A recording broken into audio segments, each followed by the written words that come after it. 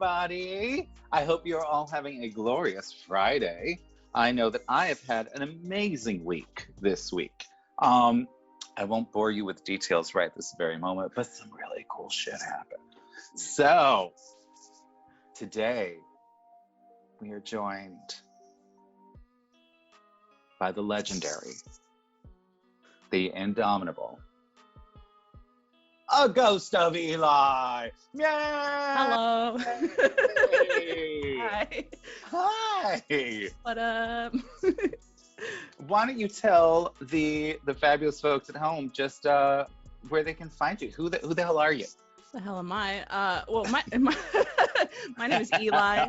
I am Hawaiian. I am the resident ghost of Mayday Roleplay.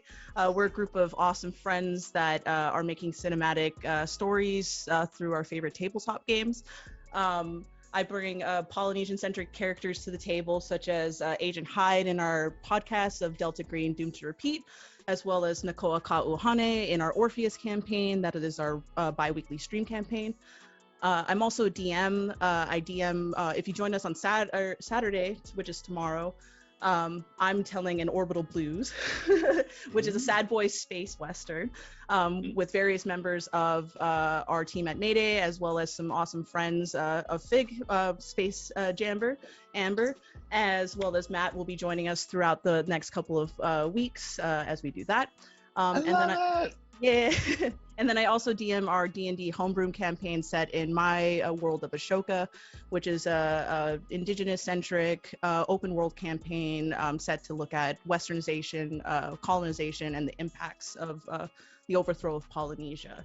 So you can see Ashoka Precious Cargo on our wherever you find our podcast, and it's a very fun adventure that the team got to play it. But yeah, I do so much stuff. You know, I'm an audio engineer. I'm an amateur game maker. I'm an activist, and I troll around Twitter. And that's pretty much me. Yeah. Well, welcome and thank you for being here. I am so excited to do a fabulous little adventure, make something delightful. There is, for those of you who don't know, I'm Kyle. I am the DM over at Playnard Allies and one of the founders of the Foundation for Inclusivity in Gaming. So, yay! Well, we will pop some links up in chat if you want to go do a couple things. Let's get some bills paid and talk about our sponsors today. Let's start with, of course, the fabulous Gemmed Firefly. Hey. We do love them. They make amazing clothes and other delightful things, including mugs. Oh my God. So comfy. So comfy. I'm actually wearing one right now. I'm wearing one of them. Yay! I'll always be wearing a wardrobe of it. They are the official merch creators and carriers for the Foundation for Inclusivity in Gaming.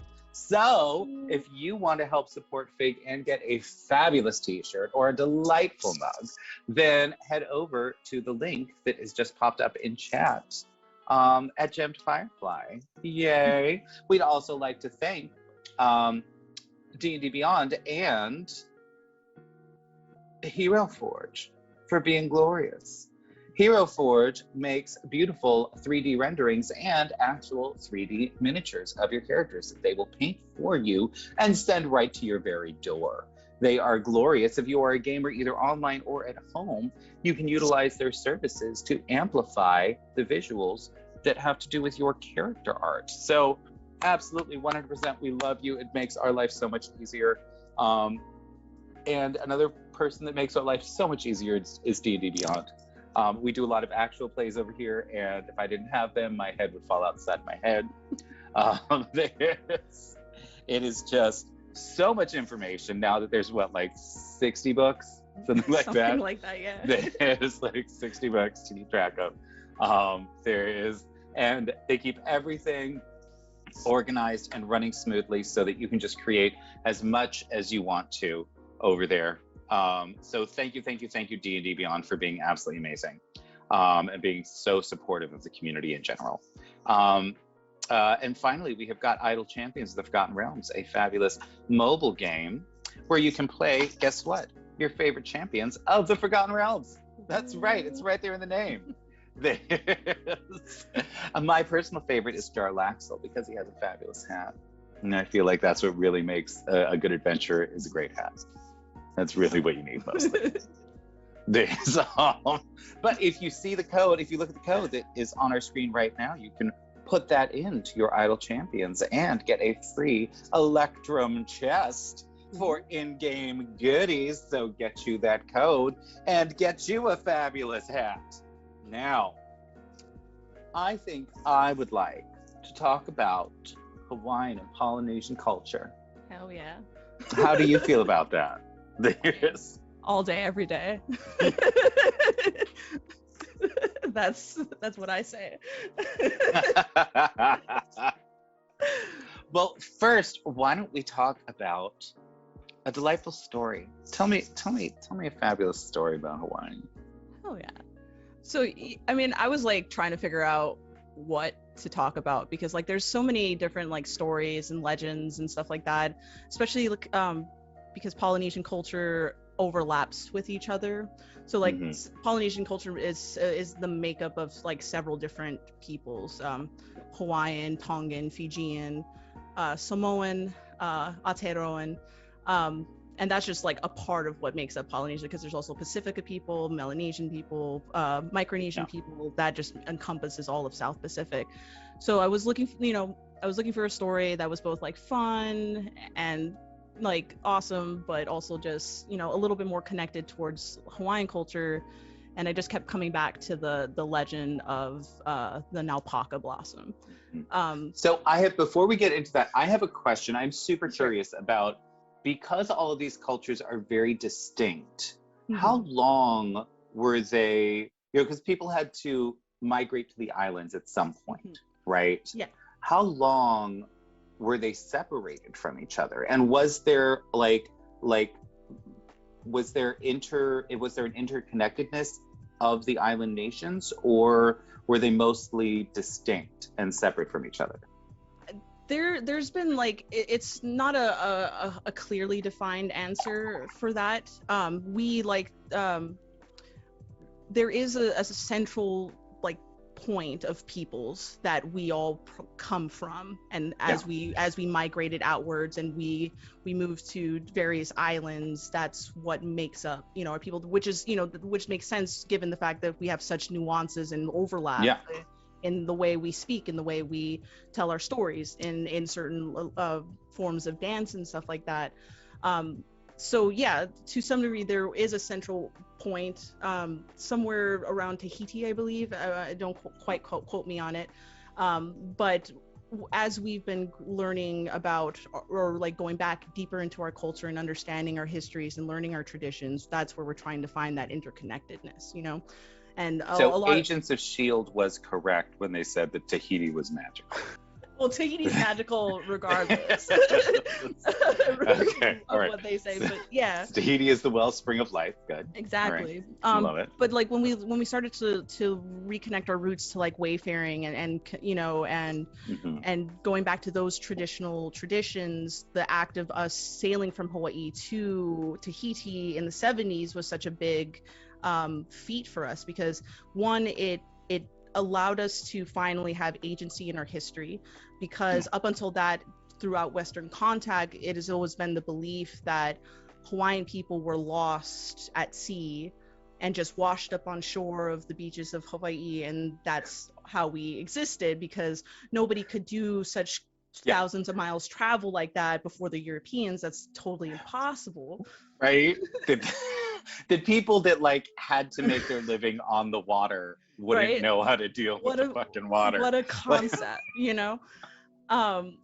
but it, but going back and having the first crew of the Hokulea and building that foundation and stuff like that, we were able to reconnect with traditional ways of, we found like literally the last person who knew how to do these traditions was able to cultivate that, bring that back to the people, learn how to do that, and it's grown since then, and we've proven that like Hawaiian people, Polynesian people had the ability to do things far in advance before Western contact. Yeah. And it's fucking amazing. And even that, like shortly after that, years later, in the past like 10 years, Hokulea went around the world and did a whole worldwide travel, Yeah. using traditional navigation tools, you know, and prove that we were able to do these things. And fuck you, you know. And that's like so one of the awesome aspects of being Hawaiian and like doing that is, you know, the ability to keep persevering and keep maintaining, keep improving, which is called holomua. Is to the act of improving oneself and keeping our culture and perpetuating, moving forward for our generations and stuff like that. Yeah. I love it. Which is also why I like the Naupaka story, because it looks at some aspects of Hawaiian culture in terms of like how our ancestors dealt with things at their current time, and how we have an interconnected relationship with the land and how we view it, and Yeah. how, you know, and to tell what we call the mo'olelo, which is the story that of our people, you know, because up until Western contact, Hawaiians had only told their history through oral tradition. So the story that I'm telling you is just one version of what is the overall encompassing mo'olelo of our story. But that's how we told our stories. That's how we explained things. That's how we talked about where we came from and where we're going, and, you know, all of that stuff. So yeah, so the Naupaka blossom is this beautiful flower that grows at the sea and up in the mountains. And what's unique about the Naupaka blossom is that it's you know, most flowers have like a circular pattern to them, like a, you know, and a full bloom is, you know, usually circled no matter what kind of petal structure is. But Naupaka grows in half flowers, so they only grow about like I don't know, shape like that, you know. Sure. So they don't have radial symmetry. They have radial symmetry, bilateral. Yeah. Yeah, exactly. Thank you for bringing science to this, because I'm not a scientific person. I'm there for you.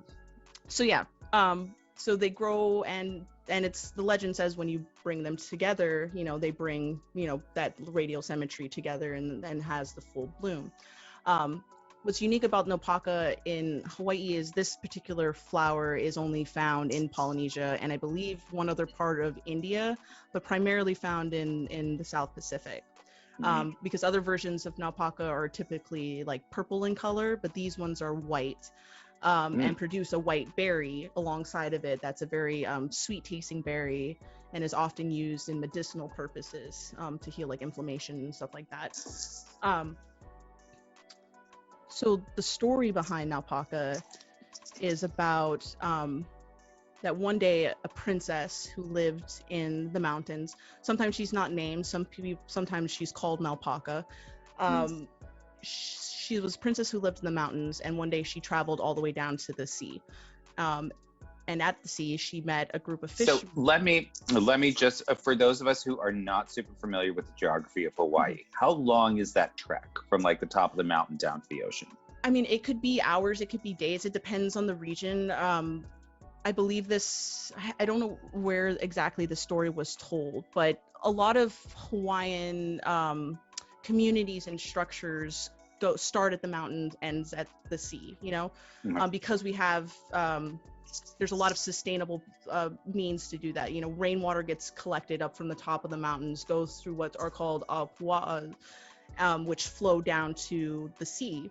So we build colonies and villages around those natural flows of water, where then, you know, things get irrigated towards the upper part of the mountains for farming and stuff like that, and it slowly just goes down. So there's a very big communal relationship to that. So depending on where it is, it could be hours, it could be days, to trek from the mountains down. But yeah, so she treks down one day, and then when she gets to the shore, there are just a group of fishermen out there catching fish, and she instantly looks at one of them, whose name is Kaui, and just falls in love with him. You know, as typical romance, you know, goes. Yes, you do. I do, like once a week. for me. Yes. You know. Fair, very fair. No, no. Any new season that comes out of a television show, Yeah, you gotta absolutely. um so when they like fall, they fall in love with each other, but they also realize that their love is kind of forbidden, because being a princess, it's not commonplace to marry a person of common status. Yeah. Hawaii had a form of caste system, as well as a thing called kapu systems. Kapu means forbidden. So there are levels of rules and traditions and laws that were in place for a variety of different reasons. Yeah. A lot of those reasons were mainly for sustainability reasons.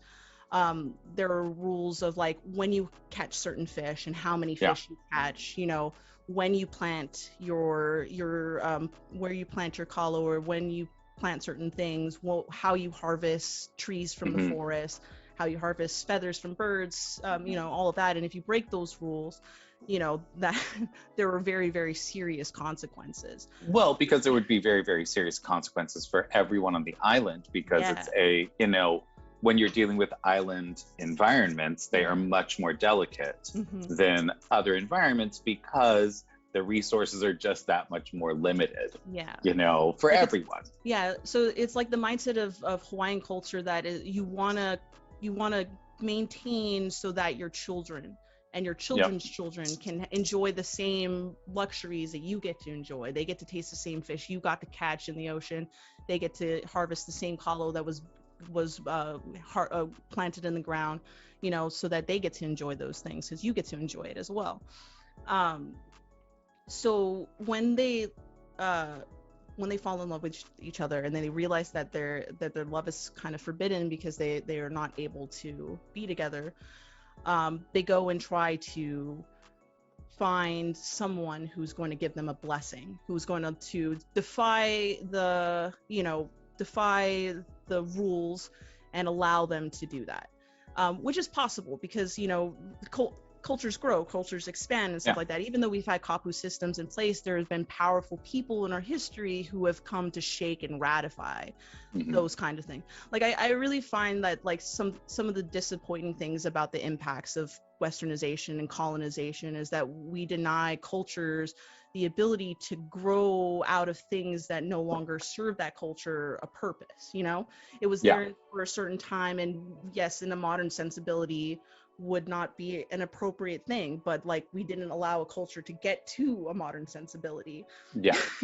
And that's unfair, because you look at and also also dealing with like westernized thought and the colonial mindset, the colonial view, where it has to be, the only way for the colonial view to maintain itself is if like this snapshot is maintained as the reality forever and the thing that has always been.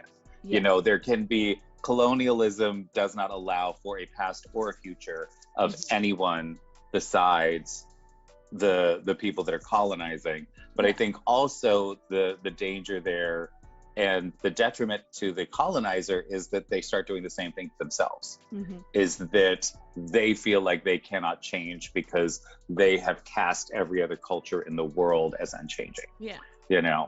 So absolutely, yes. We also hide it too, because like we forget that there's parts of Western cultures and stuff that were very like terrible in our, what are you talking about? That's crazy. How dare you?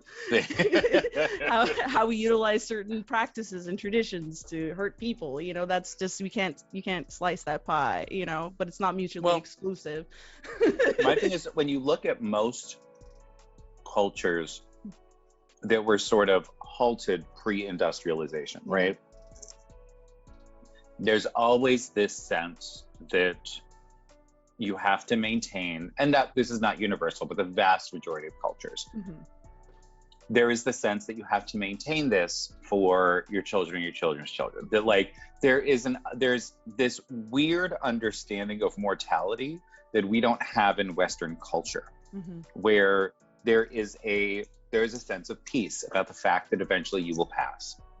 but that you'll be leaving a part of yourself behind in your children, your children's children, and you want them to enjoy the same way, life the same way that you got to enjoy it. Yeah. And that has somehow been perverted in the Western mindset into this desire for immortality in some way. Yeah. You know, Absolutely. which means that it's okay for you to absorb as many resources as necessary Yeah. to ensure that you are going to live forever.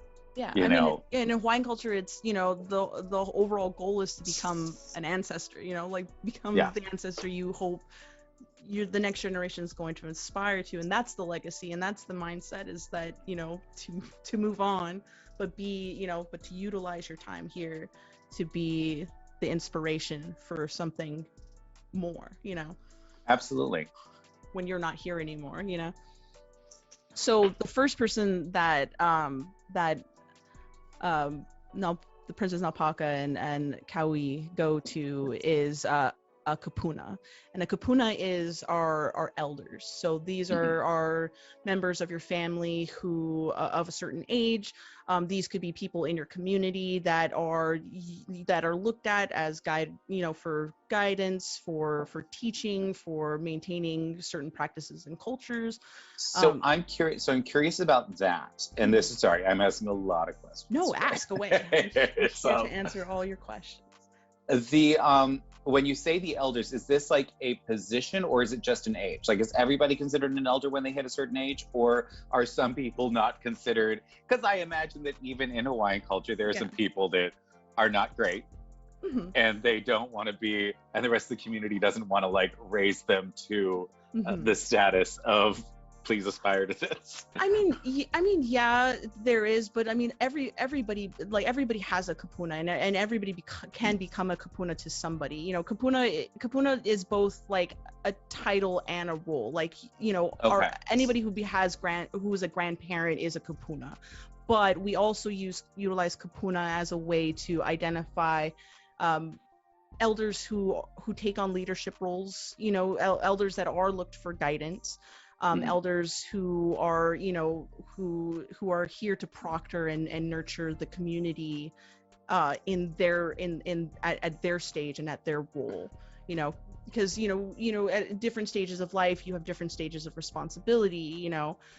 When you're much younger, you can be more of like a warrior who serves your community in different ways, but you know, kapuna that, you know, towards the end of life is meant to nurture the young and guide nurture our children and guide the young and set the foundations for the future as they, you know, transition to being an ancestor.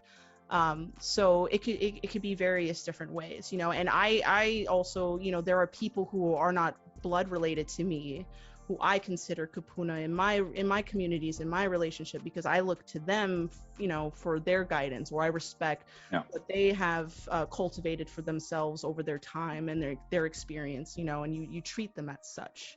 And that's the thing about like Hawaiian culture as well. Like we view everyone in the form of like family and community, you know. So when I talk to somebody back home, you know, I might call them auntie or uncle, but they could be a complete stranger to me. But you know, you give them that respect because you would want them to be treated like you know, like a mother or a father or an elder or, you know, a friend or a peer, you know, in the way you would want your other members of your family to be treated in that way. But kapunas are definitely, you know, would be like the first stage for you to go for guidance, you know. So it kind of shows you the story of like the hierarchy of like where one would go to seek help when help for situations arise. So they go to the kapuna and they explain their situation. They say, I'm in love, you know, we understand that, you know, we can't marry, will you give us a blessing? And the kapuna like thinks about it and eventually goes and says, no, I can't. You know, it is tradition. We have to maintain our values. You have a responsibility as a princess. You have a responsibility as a fisherman in the village. We have to maintain these things, you know. But at the same time, you know, kapunas are compassionate. You know, we're people at the end of the day, and you want to see if it's possible to kind of fix that, but it's just not something in that person's power to grant, right? Yeah. So they tell the princess and they tell Kaui that, okay, I understand what you're saying. Go to a kahuna, which is a priest, which is a different hierarchy of the of Hawaiian society. Ask them, maybe they will give you the blessing there, but you can't get the blessing here, So then they head into the mountains and into the forest, and they start looking for this kahuna, this priest, and they eventually find him in the mountains. And they do the same thing. They explain their situation to this kahuna. And so kahunas are in the structural hierarchy of Hawaiian culture, is right underneath the elites, which are the chief class. Okay, so there's different classes. You've got... Yes. So we have a chief class, which is your elite class, and there's like one main elite. It can get a little complicated, so I'm not gonna get too deep into it. But you have your elite class, which is like, I need a flow chart, please. There's a lot of flow because like up until King Kamehameha, Hawaiian culture was not all of the islands were unified under one king. Yeah. And things. So most islands had a main chief, and then throughout the island there were sub chiefs who managed villages and stuff like that, and then the hierarchy goes down and stuff like that. So it could get really complicated, but there's essentially an elite class, which is your chieftain class, and their family. And then you have the kahuna class, which is your priests, so the people who are interconnected with the gods, interconnected with maintaining order and the rules and things like that. Then you have your common class, and then there was another class below that, which were mostly like surmise of prisoners of war, those who violate kapu systems and things like that. So kahunas were definitely like the person you would go for much greater guidance if you needed it more, or if you needed something that required understanding like the wills of the gods and that kind of structure, or maintaining the laws of kapu. So they go to the kahuna and they explain the same situation. We're in love with each other. We're from the different classes. We need a blessing. And the priest too also listens to the story, and also agrees with the same as the kapuna. It was that our traditions are too strong, and we need to maintain them, and it's forbidden for you guys to marry. I can't give you this blessing.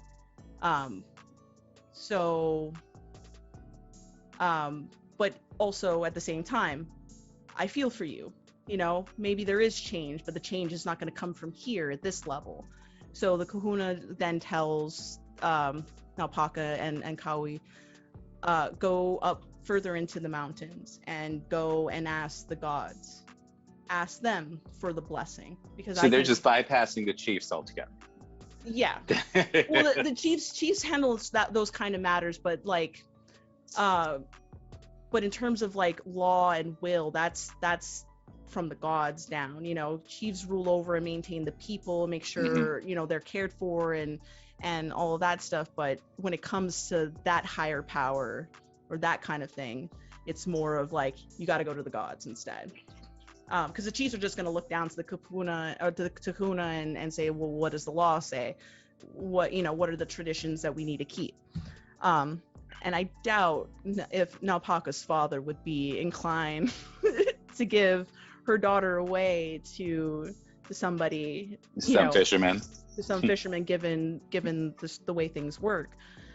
So he's like, go up to the mountains, go and pray to the gods, ask them for a blessing, and if the gods tell you that it's to be, then you will, but you'll get your answer. You'll get your final answer. So they do that. They go up into the mountains. They traverse through the jungles.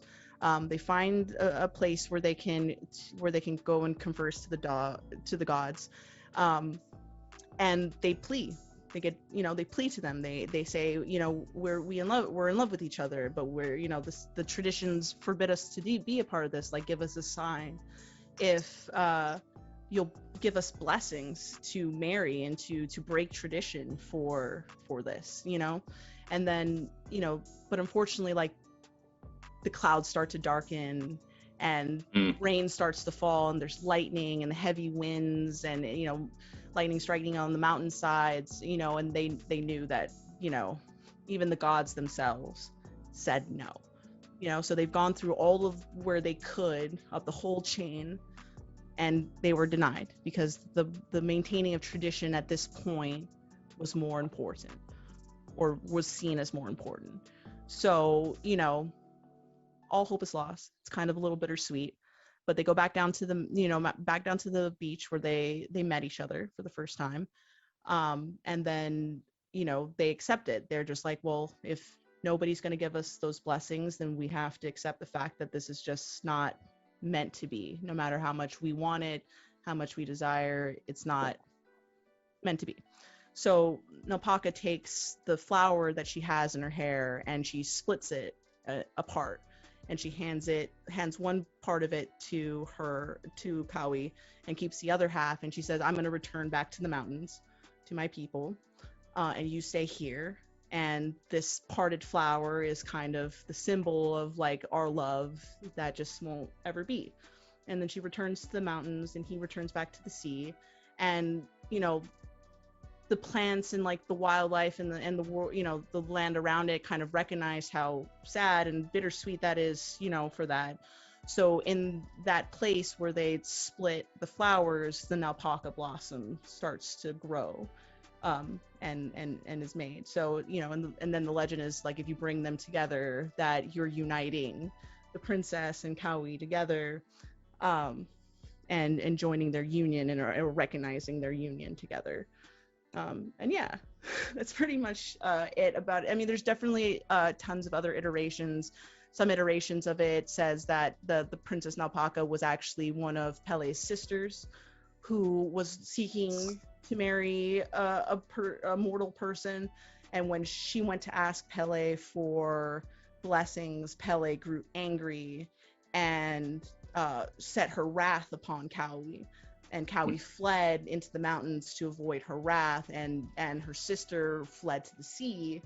And through that forlorning of seeing that event happen, then the Naupaka blossom started to grow. Yeah. So there's really so many different like stories, but that's essentially the gist of, you know, these two lovers that just can't be together, and how the land honors and recognizes it. Pardon me. It seems to me that the story really is highlighting, like what we were talking about before, like the fact that there is a very delicate balance in an island ecosystem, and that includes the people, and that there is, you know, an importance placed on community.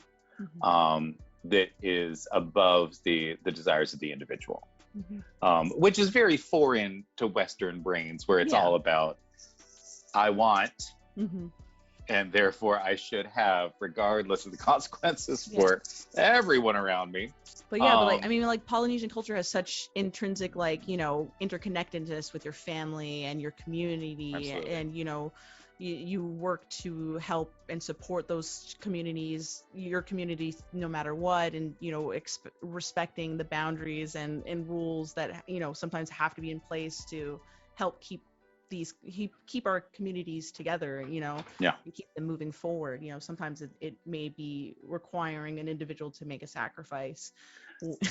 Absolutely. But I think it also highlights the fact that there's, like, you know, if there's one less fisherman because they suddenly become a noble, you know, then how, like, the people that need to be fed with these fish suddenly are no longer being fed, you know. Like, well, it's also a maintaining of power, because, you know, Hawaiian culture has a thing called mana, and mana is, you know, your life force, your power, your energy. And it was commonplace to try to maintain those, that mana amongst certain bloodlines, amongst certain families, to preserve those bloodlines as well. So mixing with other bloodlines, could ruin what the overall intended goal of keeping and maintaining those structures. So in a way, yes, some of it could be about sustainability, but but it's a little bit of a more multifaceted kind of thing. It's very Benny Gesserit, like this. Very, very, I just watched you, and I'm like, ooh. Absolutely. All right, fabulous. Well, how would you feel about writing a little adventure? That would be amazing. With this at the center of it. I've got a couple of ideas to start. Like I'm gonna pop over to our little document over here.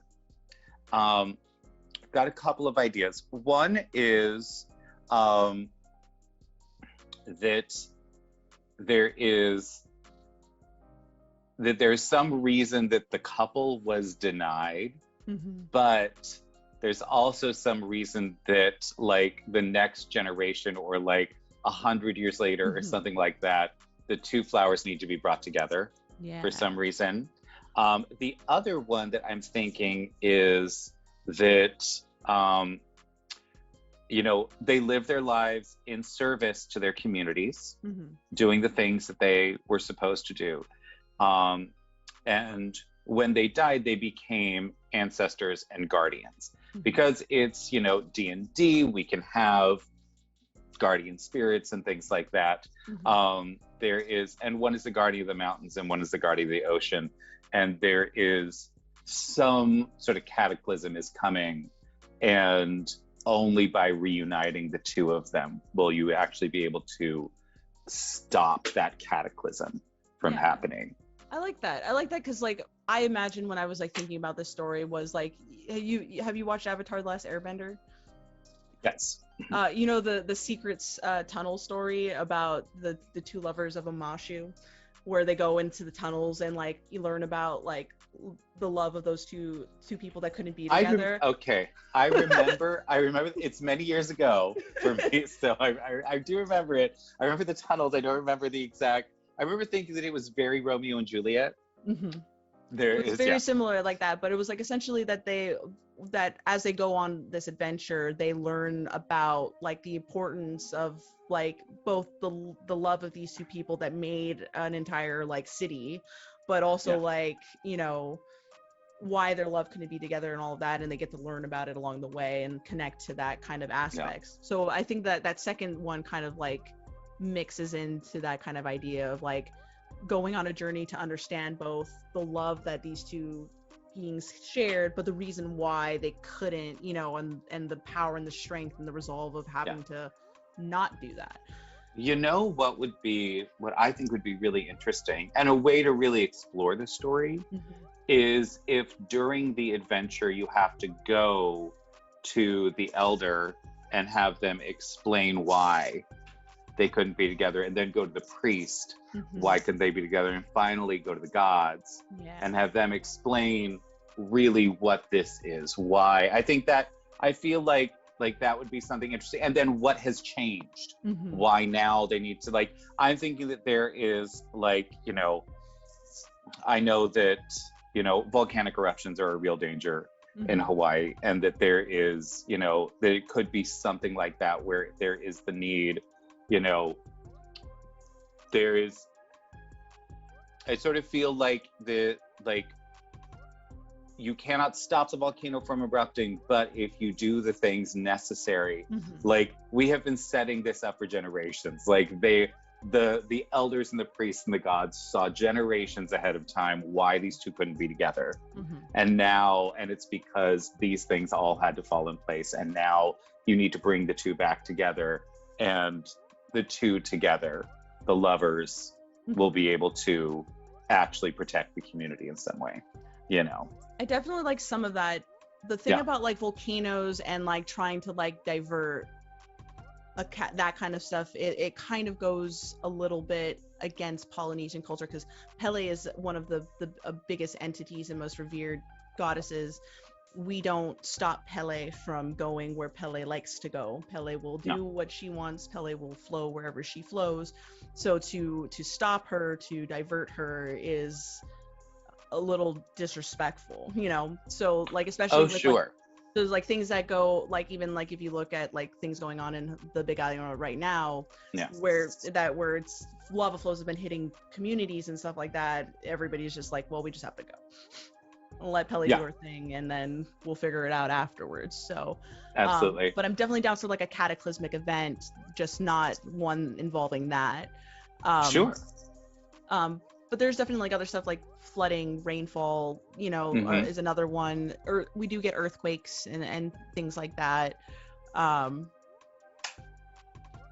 Well, or it's just an exploration of their love and their journey. And you know, I yeah. do like the idea of bringing two guardians or two pieces together to understand an overall like story that doesn't necessarily mean like total destruction or annihilation.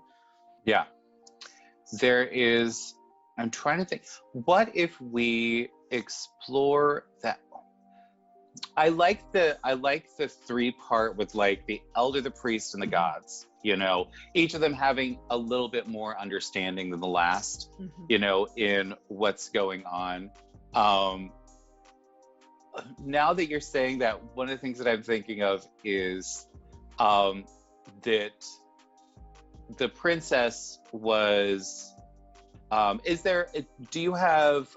Is there a like a sky deity and an ocean deity the same way that there's the Pele is the volcanic deity?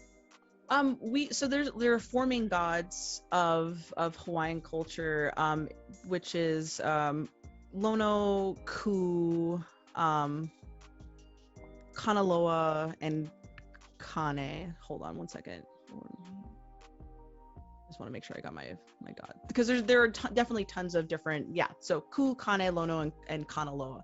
So Lono would probably be the closest one, though there are others, like many different kinds of sub gods, which is what Pele is. Pele is a goddess of nature and stuff like that. Kanaloa is technically the god of the ocean. Mm. And then Lono would most likely, I would say, would be the closest to a wind god without me having to go and look for the specific deity. Um, but Lono is like, you know, the god of rainfall and fertility and agriculture. Lono is we consider in like looking at different seasons a certain time of like when we harvest things and where we celebrate and when we rest and stuff. So I would say Lono and Kanaloa would be the closest. Because what I'm thinking is if each had been chosen as like a representative or like sort of like an assistant to like on the path to becoming, you know, like a demigod sort of status, that each had been chosen by one by the wind, one by the ocean, Mm-hmm. and that's why they had to stay separate, is that they were going to be, and eventually they are going to be used to, you know, help the tribe in some way together. Mm-hmm. But they had to learn, they had their own thing that they had to do, um, something like that. Yeah. There's, all right, cool. This may change a lot throughout this process. Totally fine. But let's start with, I like to sort of get a sense of sort of maybe where the ending's going to be, so that we can start it off in the right place. So when I'm writing chapter one, one of the things I like to make sure of is that there's a reason that the people are here, that it is something that can be dropped into an adventure wherever, into a campaign wherever. This can just be something that can just be slotted in. Yeah. And that there is plenty of time in chapter one for players, if this is a one shot, for them to get to know each other in chapter one. You know? Yeah. So if the whole thing is going to be around the flower, and bring it together, the first thing that I would ask is, what do you want the flower to represent in this story? Love, safety, compassion, harmony, dissonance, betrayal, loss. I definitely think it is a symbol of love, but it's also a symbol of like responsibility. It's a symbol of like, what's the word? Like empathy and compassion, because the flowers were the land gave back these flowers because they felt bad, because but also revere the fact that they maintained true to what was said, and accepted, the answer too. Which makes me think about like if you were to insert this into like a story, like the start of it would be like, maybe it's a start of like a time of the year of this particular town or village where they're reminding each other about responsibility and love, and they go on this journey task of reuniting these flowers together to both, remember that responsibility and undergo the trials of having to do what they did. They had to traverse through the mountains to ask these things or go to these places to, and to get an understanding. Maybe that's a way that couples of this particular village undergo to realize their love is actually meant to be, or, this is something that, is this by the end of the journey, what your future is, your love is supposed to be like for you, and or by the end of it you realize like, oh, maybe we weren't meant to be together, or maybe this was not the partner I'm supposed to be sharing these kinds of journeys with, something like that. What if this flower in our setting blooms when a community is in balance? Ooh. And it begins to wither when the community goes out of balance. Ooh. And that is sort of like the true gift that this flower gives is not knowing necessarily what's wrong, but that something is going wrong. Yeah. Something's out of sorts, something's misplaced, something's not being taken care of. Yeah, I like that. Yeah. There's because I feel like that would be a great way to like start this off without being like, here is your quest. Yeah. You must go on this thing. It is, Totally. like they get here to this gorgeous place that is, just all hibiscus and coconut palms and everything's great. And then there is, I feel, what could actually create some real tension is if something has been going on in the town for a while, but the flowers don't start wilting until the adventurers get there. And the entire town thinks that it's the adventurers. Yeah. And then they try to project the real problem onto the adventurers. Yeah. Yeah. And they figure out, oh no, wait. And there is Yeah, because I feel like at that point then it could absolutely be set up for the adventurers to have to go and find out more about this culture in order to understand how to like clear their names. Yeah. Essentially. How do we feel about that? I like that. Yeah. Okay. All right. It was like a stranger comes into town trope. Yeah, absolutely. So intro. So we'll say story of,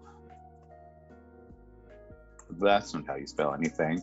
Story of, how do you spell Naupaka? Naupaka.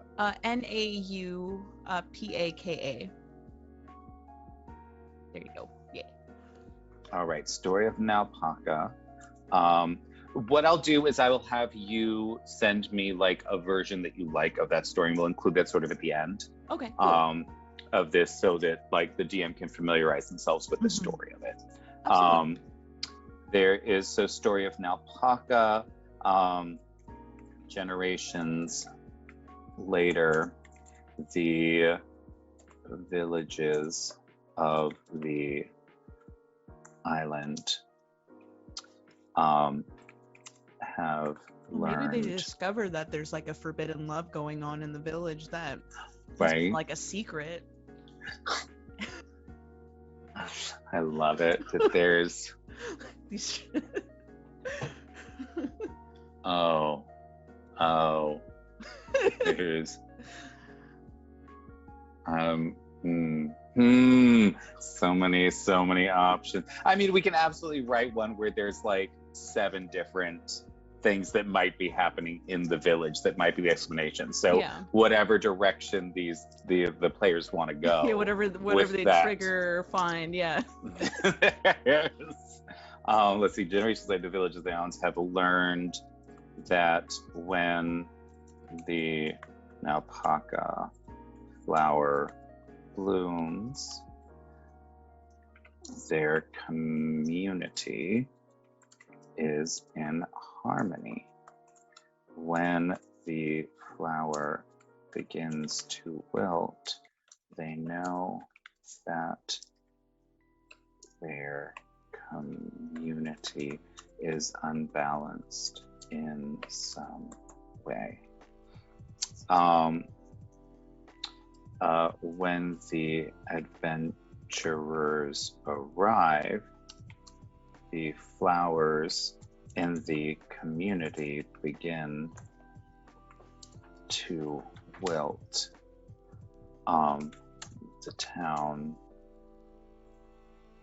The town is angered and throws them out. The adventurers must figure out what is really going on and rectify it. Okay. And let's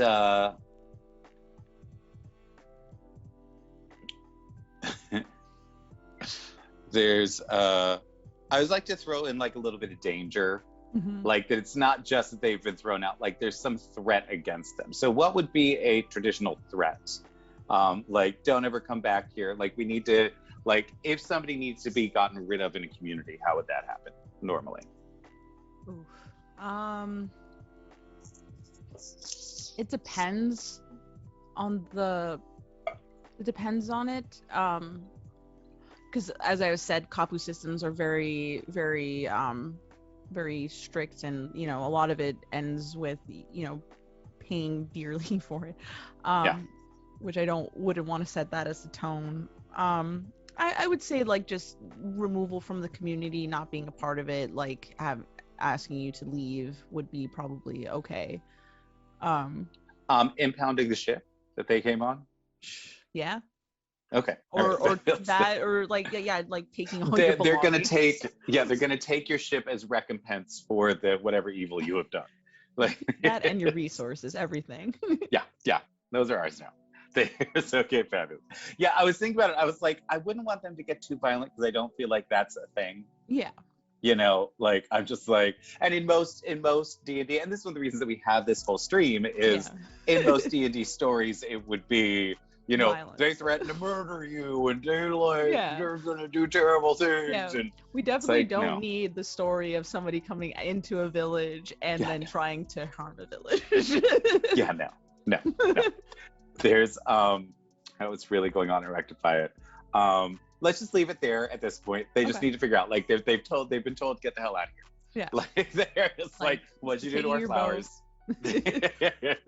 Something's off. Sus as fuck.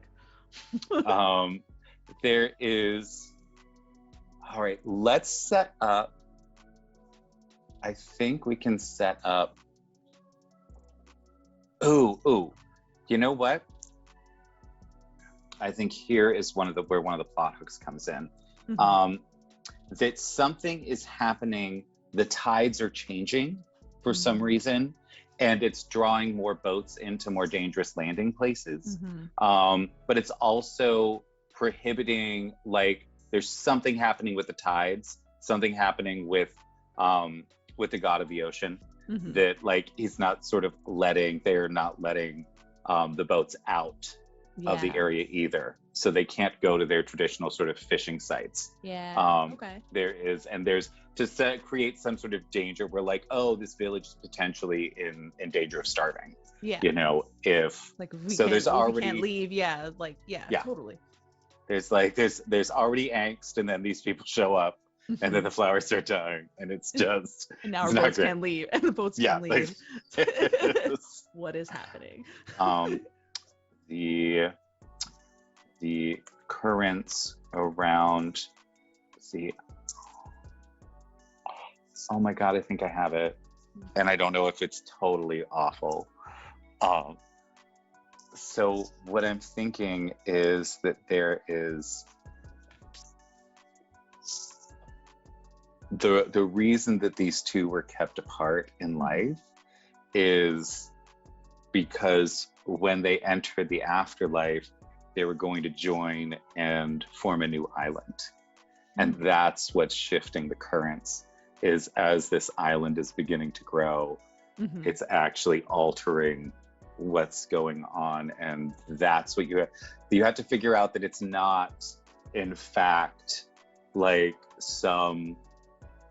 there's not some crazy danger or something like that in the long term, that this is a blessing that's happening, you know, like more arable land is being created, that there is, you know, more space to expand, that these two get to be the representation of the love and the responsibility, allowing for the community to grow. No, I like that. I like that a lot. Yeah. Okay, fabulous. So if that's the case, then the whole thing is not about it's not about destruction or averting something. It's about figuring out what's going on so that you can tamp down on the panic. Because we're all human and there's panic, and sort of showing. So I feel like, so having the village be angsty and angry, you know, initially, and sort of kicking people out, and then as we go through the adventure, finding out more and more about what's going on, gathering pieces, learning about the love story between the two and what it really means. And then I would love if, like, at the end of it, what you have to do is you have to bring one half of the flower from the top of the mountain and one half of the flower from the ocean. And then as the new island rises out of the sea, you have to plant them together on this island. And then that's what that could even be another plot hook, is like, because the flowers are wilting, like by the time the Avengers get to the point where they realize what they need to do, that there's only like one flower left, so they have to take that last flower and like go. I love it. If it doesn't get reunited by the end of it, then they can't complete the cycle, which would be, you know, that creation of that island through, you know, showing in that situation, we could have the elder be part of the village. The elder is protecting the last, like, they have one of the flowers that they've managed to cultivate, you know, outside of like the natural place, like they've got it like a pot in their home, right? And then one of the priests has cultivated theirs on top of the mountain. And they have to figure out how to get the two together and then bring it to the last place where the gods can see it, and then connect it together. And then I like that. I like that a lot. And there's I feel like that'll be delightful. Okay. All right. Yay. Okay. I feel like, okay, good. We've got a thing. The currents around all right, so I'm just gonna make some quick notes here. So chapter 1, get yelled at by the town. We will clean this up in a little bit. Get yelled at by the town and learn about the elder. They are protecting half of the alpaca bloom. Chapter 2, visit the priest who, and in this situation, because it is a fantasy setting, I would love to have it be like that one of them is like a druid of the sea, and one of them is like a druid of the mountain, you know, and Totally, yeah.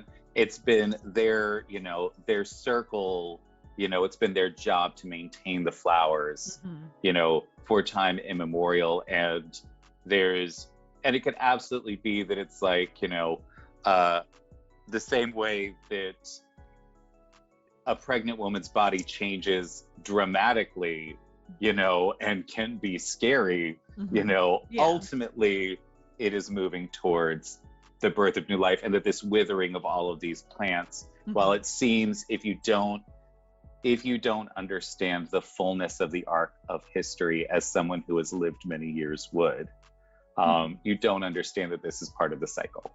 Maybe that's like, maybe that's also like something that sets like that particular character amongst the rest of the village, right? Is that this particular elder is just fine. Like everybody else is just throwing hands, upset, trying to figure out what's wrong and mad. And then you just got this nice, you know, elder who's just walking around doing their routine, enjoying life and stuff. Absolutely. Not even concerned, which might draw them to be like, why? Why are you so happy? Why are you content when nobody else is?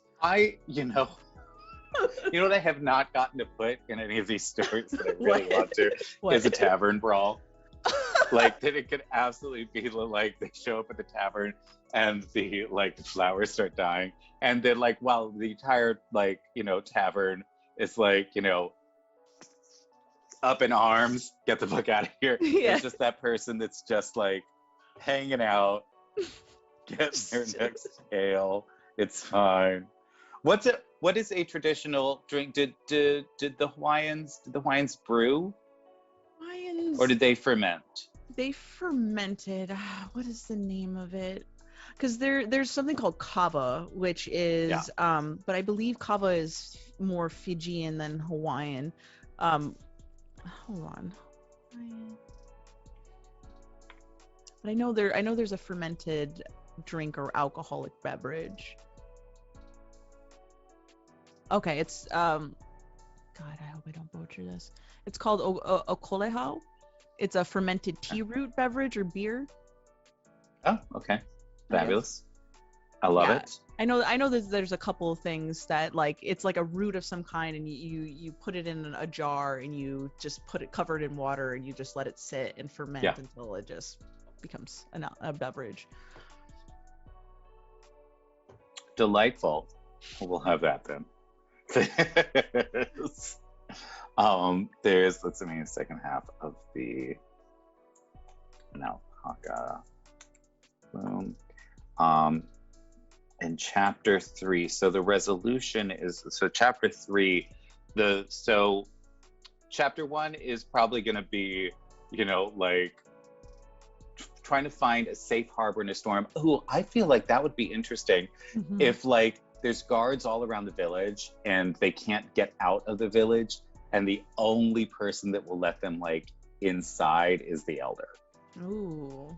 You know, so there's it starts in the tavern, you know, just like somebody runs in and starts screaming about the fact that the alpacas started failing everywhere, and everyone starts freaking out, and then starts blaming like these people that showed up, and then the elder sort of like looks at everyone and orders another drink, finishes it, and sort of like heads out, and then it becomes a sort of spy mission. It becomes a stealth thing where they have to sort of sneak through the village to find some place safe, like either to try to get back to their boat or to try to like get to some safe harbor or something like that. But wherever they end up, that's where the elder is, and then they'll have a conversation with them. Yeah, I like that because it entices them to try to to move around and not necessarily fight. Yeah. There's, all right, cool. So we have got, all right, so, oops, here we go. So as the adventurers land on the island. On the island, having been carried there by carried there. Do not correct that. Carried there by currents too strong to sail against, and having and being completely different than the chart of the currents that the players have at their disposal.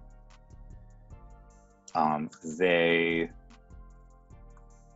choose to find a local tavern. Okay, fabulous. So we've got that.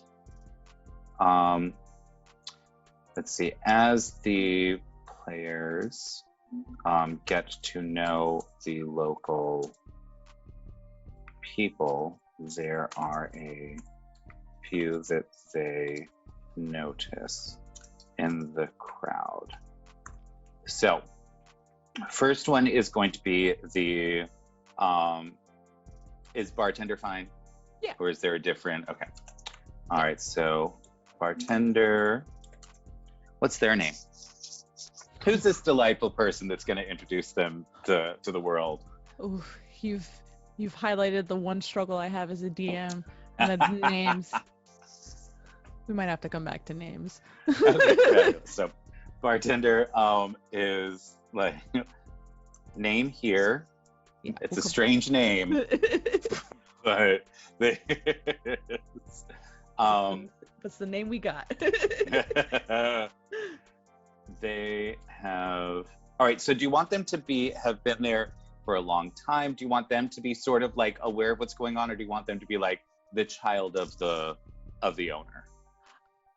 I like the idea that it's like an older, like I've been here for a while, like, but also like that one person that like doesn't have the whole, like definitely is the number one person that doesn't have the full view of the scope of things. So it's like the instigator and like was like, you're not from around here kind of situation. They're the first one to be like, it's the sign.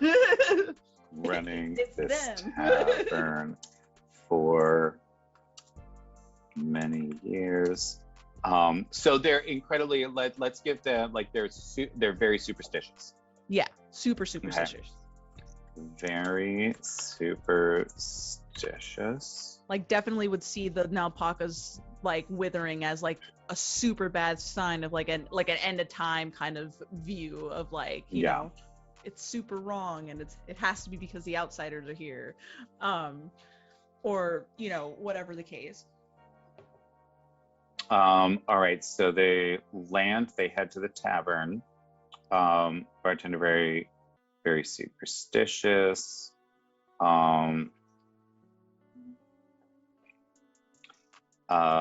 Bartender tells adventurers about the Nalpaka blooms, and I'm going to include a DM read this thing because I think this is going to be an important one. DM reads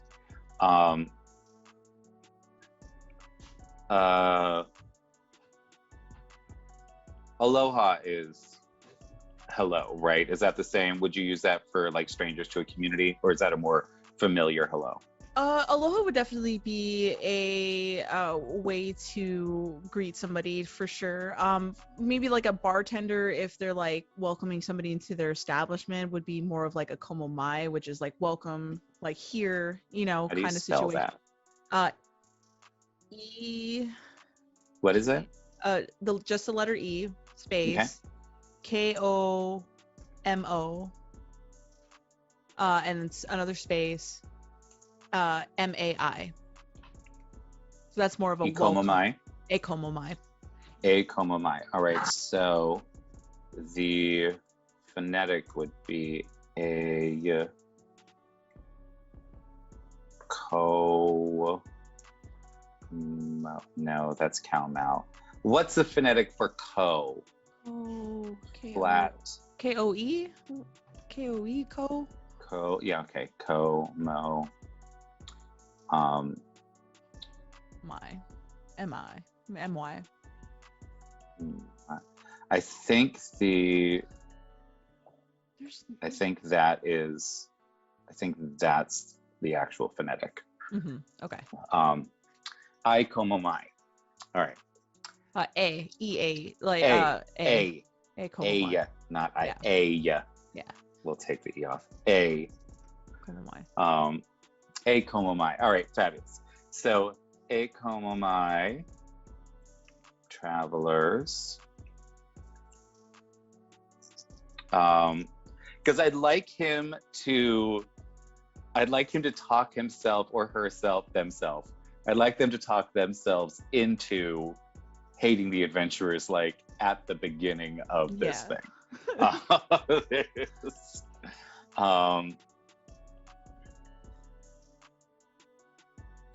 Let's see, and eventually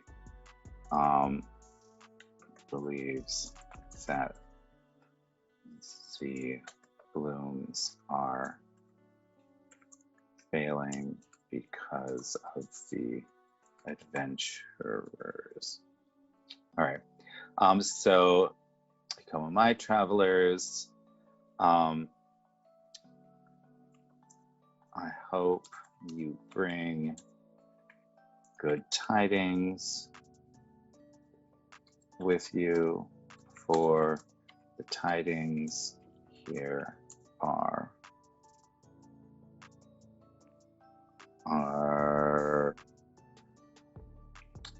what would a superstitious bitchy bartender say? I don't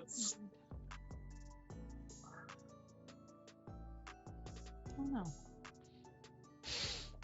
Good tidings with you. The island seems, or the island would know if you who you really are or something like that, like ooh, okay, that way when people come forward and say like, the blossoms have withered, it's a sign that like even the land doesn't like you. Or yeah, you're completely a bad sign about it. The island seems in a sour mood today. I wonder if it's your presence or something. What could have. I wonder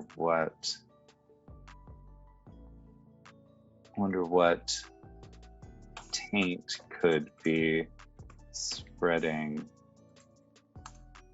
that is destroying our glorious Naupaka blossoms. Perhaps it's a fetid stench blown in on perhaps it's a fetid stench blown in on a what's it called when a planet goes backward in astrology? Retrograde. On a retrograde current. On a retrograde current. Love a good there is my travelers. I hope you bring good tidings with you. The island seems in a sour mood today. I wonder what taint could be spreading that is destroying our glorious Naupaka blossom. Perhaps it's a fetid stench blown in on a retrograde current. When exactly did you say you arrived? I feel like that's enough. Yeah. To like really sort of just set What'd you that get mood here? real Yeah. quick. Regardless of when the players say they arrived, that is when the blossoms would have started failing. The bartender will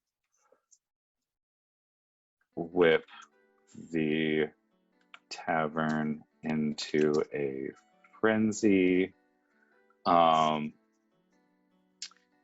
forcing the players to leave or engage in a bar brawl. Because that's always fun. That's a fun way to start things. It's just, yeah, a little tavern brawl. We'll get the little bit of murder hobo-ness out so that we can get on to the real adventure. Yeah, and there's options not to, but you do have to write for those that potentially will be murder hobos. You know, You gotta give the fighter something to do. yeah, absolutely. Until Absolutely. There's that and like some strength checks later on. Yeah. You know, all right, so that's the bartender, and then we will have the elder, other name, which I think, is I think that's a great name. Other name is delightful. We love Family them. name. There's other name. They are sitting at the corner of the bar.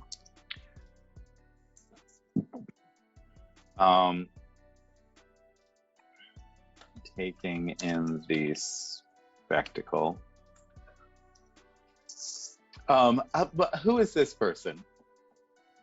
What do you mean? Like, what kind of personality? I sort of feel like if they're just sort of hanging out at the bar, that they love a good spectacle. Like they're sort of trickstery a little bit. Definitely. Yeah, like that wily like elder character, like the one that's just living life, enjoying it, got their routine, like doesn't really give a fuck if like who thinks about them whatever way. Yeah. You know. They're good. Sitting at the corner of the bar, taking the spectacle. They are wily and knowledgeable about most subjects. That is not how you spell that word. There we go. They're wily knowledgeable about most subjects. They will easily avoid the fight if one breaks out, and they will allow the players to follow them as they leave, but will disappear as they get close to their own house, surprising the players once they are inside. I just think of that moment in the Lion King where like Rafiki's just like running away and they're trying to catch him and then he shows up exactly where he's supposed to be. Absolutely. That's this person. All right, so yeah. let me see. There's the elder has been cultivating the naupaka plant inside their house. This plant is, I'd like to be a little different than the rest. What is something that would be, because you said it has white petals, could we give it like sort of a vein of coloration? Is that Um, how they work? Or because what I'm thinking of is I'm thinking of things like irises or lilies, where sometimes they'll have like a single vein Mm-hmm. of coloration on them. Do they do that, or is it just every petal is always uniform? Let me double check because I've seen a little bit of like purplish tinge on like the in parts, but I've also seen it just as pure white. Um, so Why don't we have these be like, have a little fringe of some color that sort of sets them apart from the typical flowers on the island, that there's something sort of special about them.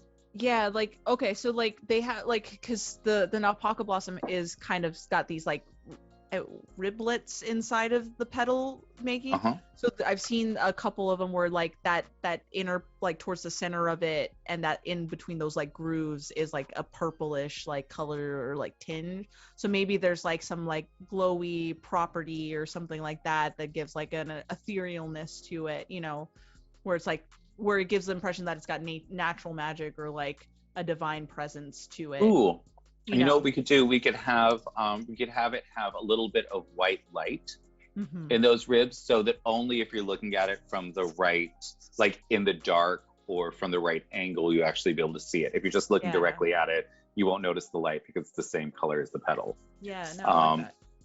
this plant is different than the others of its kind.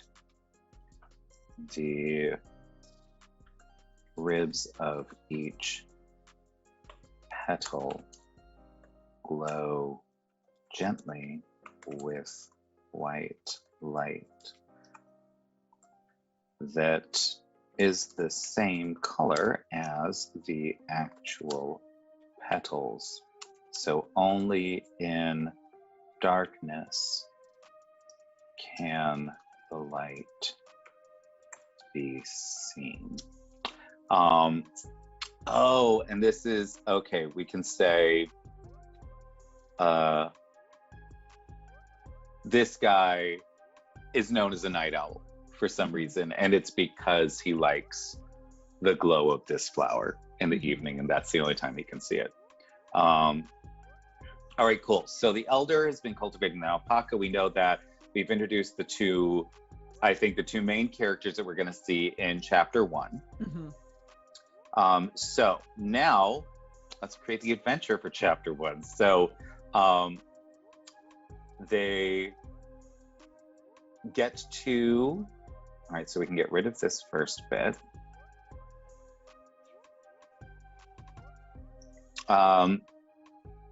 They head to the local tavern. Mm-hmm. Let's see. They are head to the local tavern to find a shipwright or rations or some other thing they need. So players get to know the local people. There are a few they notice in the crowd. So there's the bartender and there's the elder. And what is so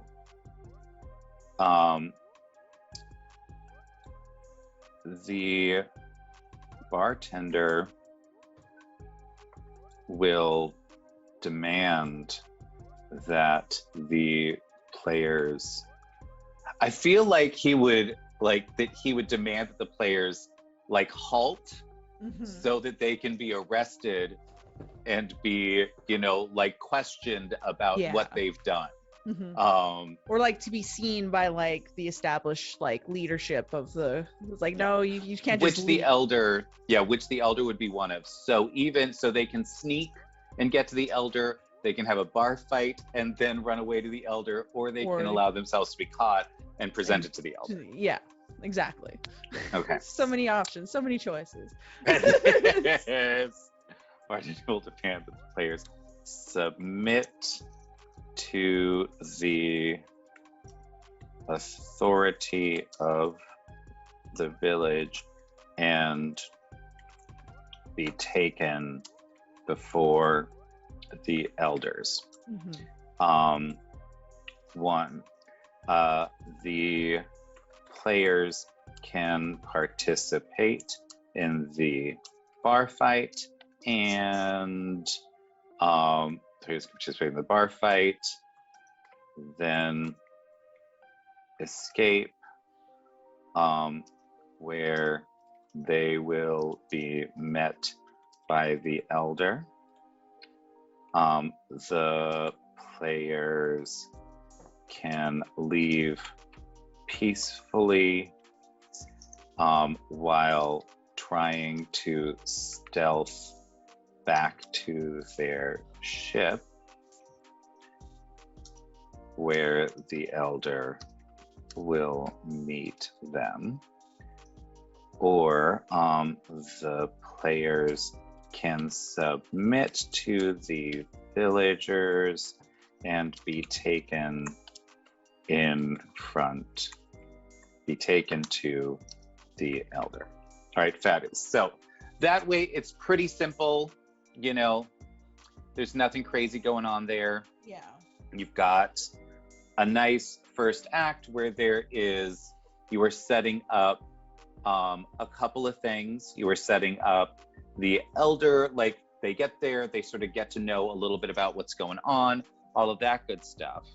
And then, let's see, then there is, so we need to wrap this up with them understanding the significance of this bloom. Mm-hmm.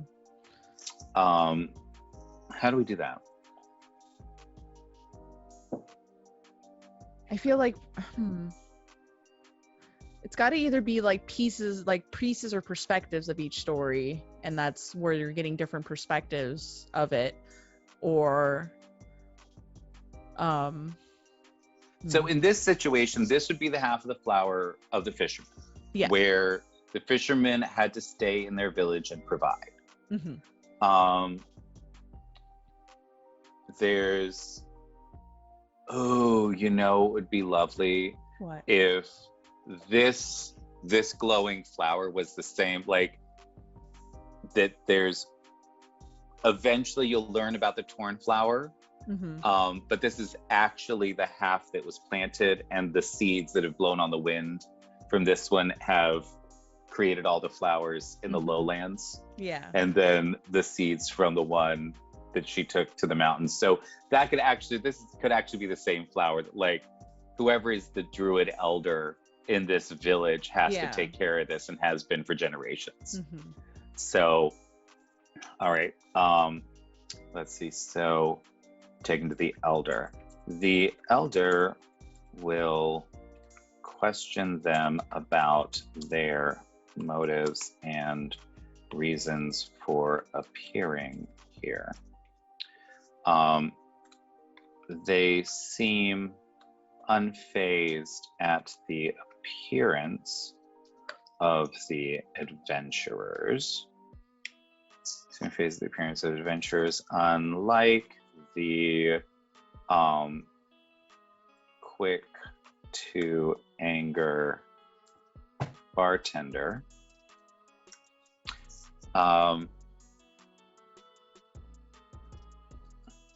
The elder suggests that they understand that everything has its season. The elder will tell the adventurers the story of the Naupaka.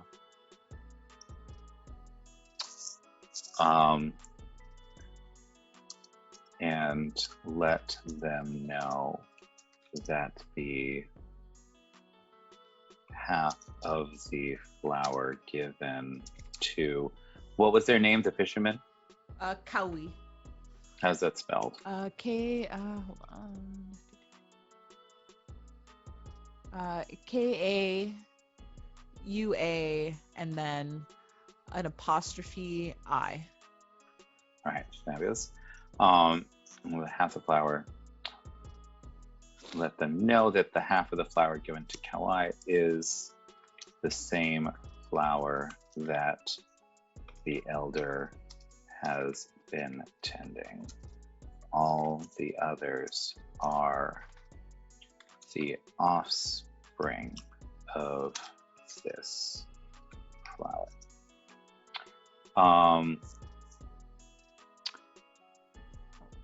There's. Oh wait, I misspelled it. Hold on. I gave you. Why are you so full of lies and deceit? I'm so sorry. It hurts my soul. It's K-A-U-I. Sorry, K-A-U-I. I'm reading a different part of my notes and gave you the island of Hawaii. I was like, that's wrong. Wait. Let's see. All right, so I've been tending, all the others are the offspring of this flower. All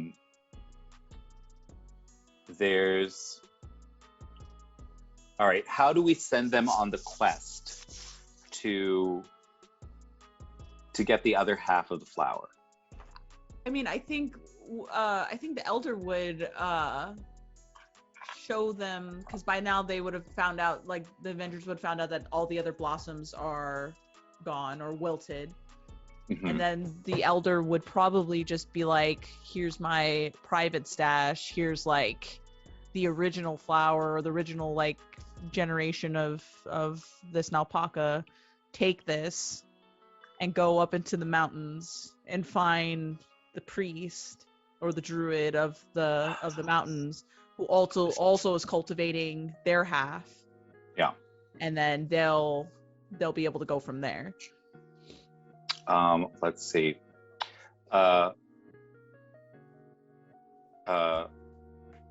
The elder knows that something momentous is happening. Yes. But understands that let's say that because those flowers are the most, let's call them delicate, they're the first to go, but more plants are going to start wilting soon. Yeah. And the elder knows this. Like, this is just the start. Yeah. And I think that it should be like that literally the island is drawing energy to create the next island. And that's what's happening. That this is a temporary thing. It's not going to be forever. But nobody knows that yet. They think that just everything's going to start wilting. Yeah. And that way, when you get to Act 2 and Act 3, it looks like the island's going to be barren and everyone's going to starve to death. Creating that tension and trying to figure out what the hell's going on. The elder knows that something momentous is happening, but understands that that the only way to know what is going on will be to address the gods themselves. So the players must travel to what do you call the areas of worship? Well, kahunas live, there are places called heiaus, which are technically places of worship, or where kahunas would reside to do their cultural practices. But heiaus, depending, are also under the guise of the kapu system, so only certain people are allowed there and to do things there. So it would just be probably just a general clearing or somewhere that you can go. Must travel to typically you would go to like the actual places to, if you're trying to reach out to certain gods, you would go to like valley gorges or like stuff like that to intrinsically connect with the place that you're trying to reach, So because I want to send them to the priest, right? who can then send them off to the right area. So where would I send them? Just a clearing in the mountains would probably suffice, but like deep in like the thickets, so it takes the adventurer some time. You could probably put an encounter in there in between to kind of keep it going. Yeah. To throw a little bit more combat just travel in. to the sacred clearing of the mountain. The mountain druid.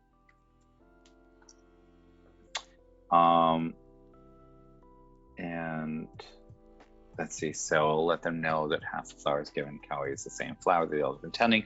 All the others are the offspring of this flower. The elder knows that something momentous is happening, but understands that the only way to know what is truly going on is to address the gods themselves. So they must travel to the sacred clearing of the mountain druid, who can guide them to the gods. All right, so in that situation, we have set up the story. We have set up a fun little encounter, either a stealthy encounter or a fighting encounter or a diplomatic encounter, depending on what kind of way the players want to make this happen. They get to meet a saucy old elder, and then get handed their quest, which is to head up the mountain to the priest to figure out what's going to be happening. All right, cool. So in chapter 2, then we'll get them to the priest. We can absolutely do like a little. I would love, sort of love, if like both of them are sort of a little saucy, and like there's some sort of encounter where it's like it's a friend of the druid. So it's like there's a couple of like what were the apex predators on the islands? Apex predators, not so much anything in the mountains, though boars were definitely a thing, because wild boars exist up in the mountains. Apex predators will most likely be like sharks, and we do have owls, pueos, so they would be a type of predator, but for like small animals and birds. Let's do some giant boars. Yeah, we'll do. All right, so they'll get accosted at the clearing by a couple giant boars, and they in that case, I think we should make this for adventurers, like for like level like 1 to 2. Yeah. So the boars will actually be a bit of a threat, and then when the boars have, beaten the crap out of them enough, then the druid's like, it's fine. You don't want super mega buff boars.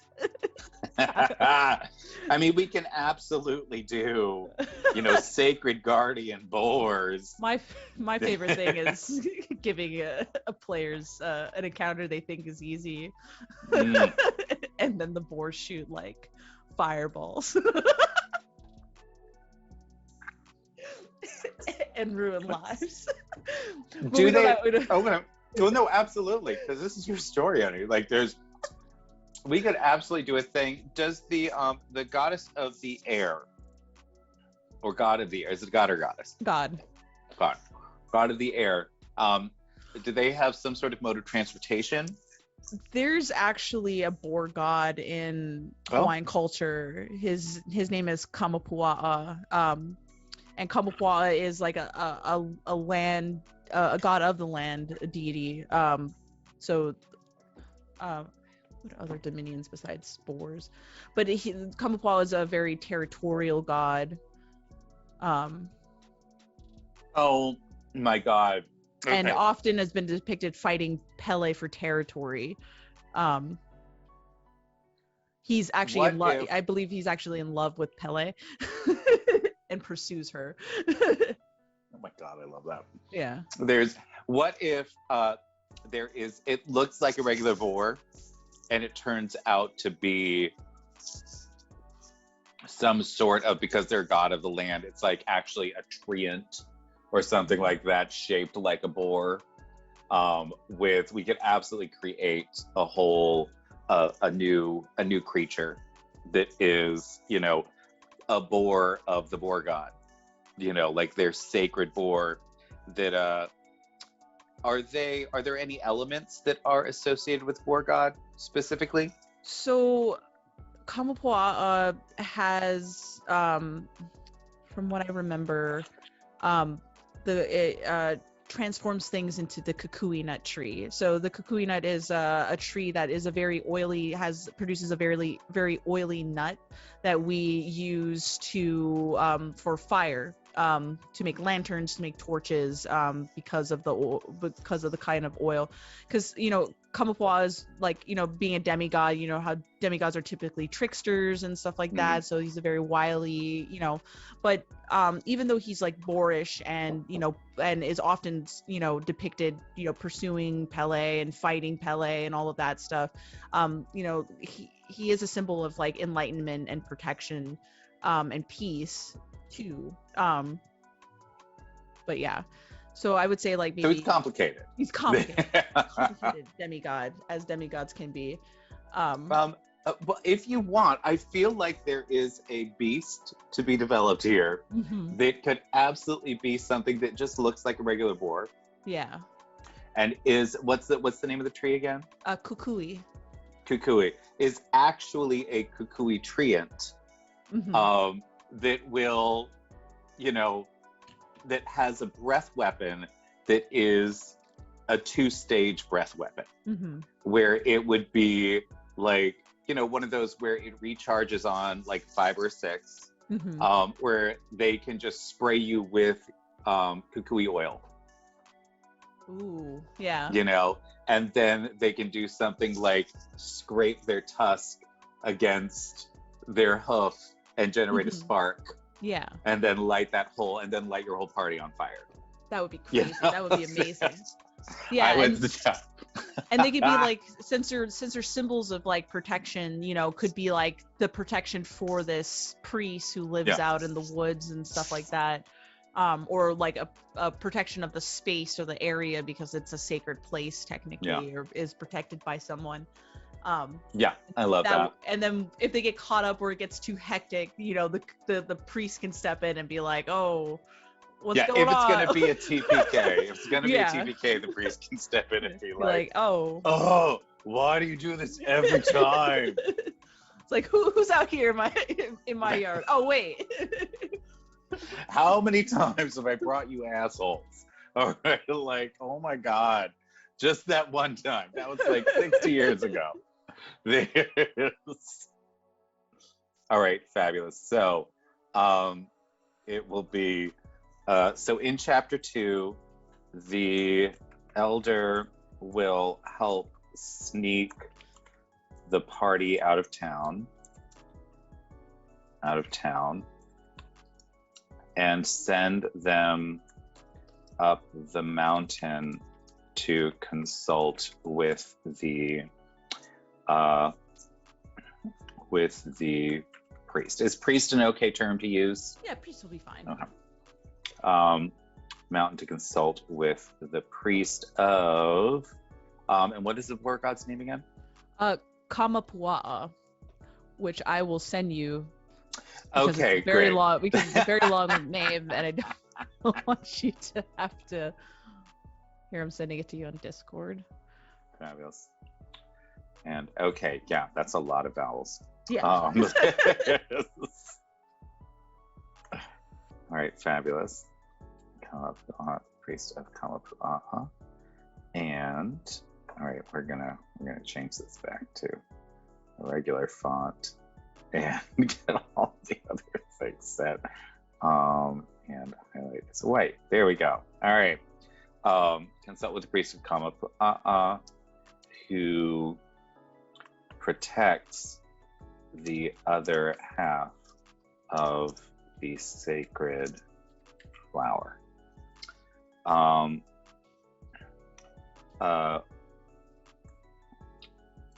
The party will, I feel like the second act, the majority of it's going to be knowing, like, I always try to think of things in terms of like a 3 or 4 hour session that this will take up. I feel like the first act will be at least an hour and a half.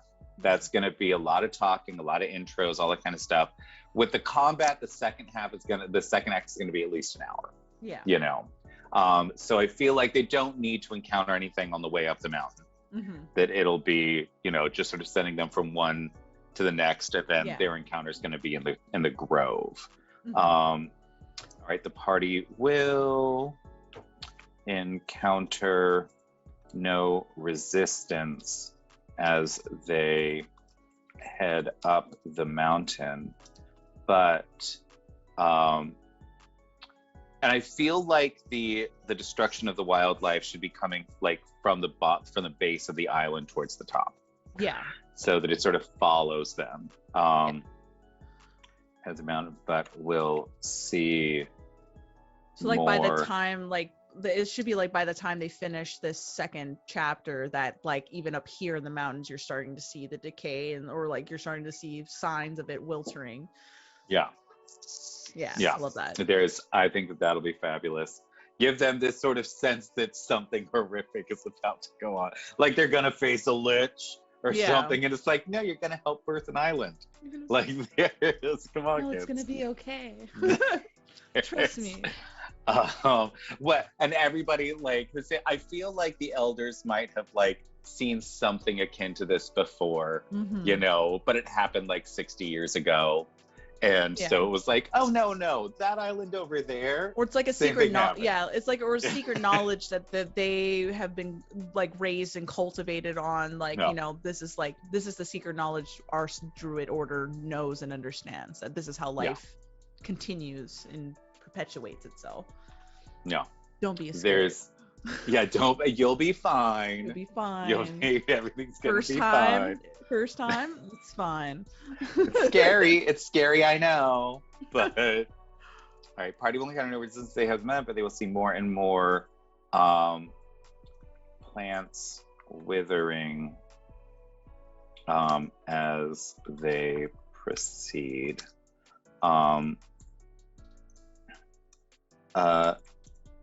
The priest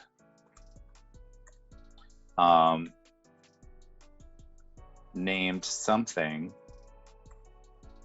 another family name. It's a great name. They will be waiting. Do they have does Borga have like any symbols besides that tree? I'm just trying to think of like some sort of place that they could send them, like, you know, the lightning struck tree, or, you know, the tree with three boughs, or, you know. I'm trying to think of other iconographies for camouflage. I mean, the boar and the tree would be the main symbolisms.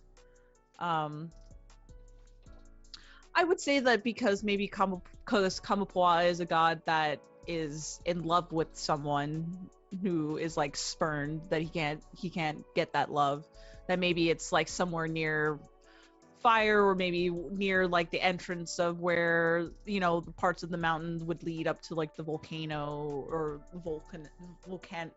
volcanic areas. How about a non-functioning volcanic vent? Yeah. Where there's like, like an old lava tube, and like at the base of it is this tree. Yeah. Okay. There is. We'll be waiting at the entrance of. Actually, that would be nice, because lava tubes can get really big depending on where they were formed and stuff, and can be caves in themselves. So it could be even like where we start the next trail of our adventure. Do you ever have, is it possible that like the lava tube actually leads to the grove?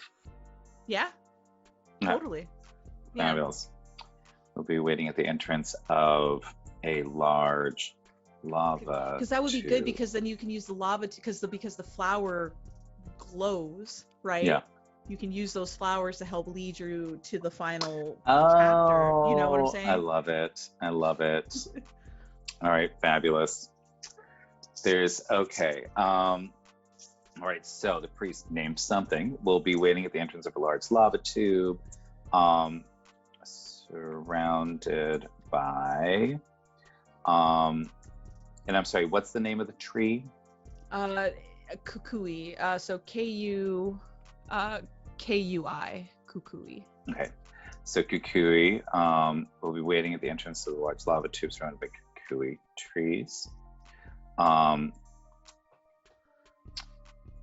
They will greet the players with a knowing nod and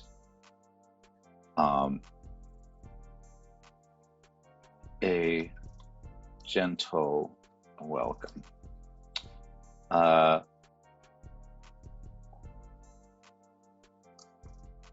feel like this is going to be an I've been expecting you moment.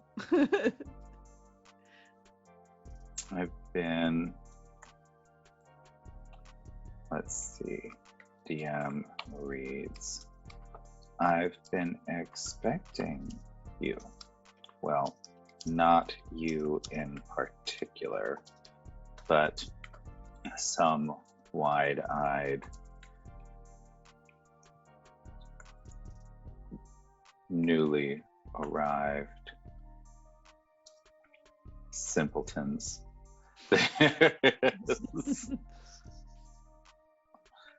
Happy to jaunt up a mountain to help some people they hardly know. Apparently this guy is the Deadpool character.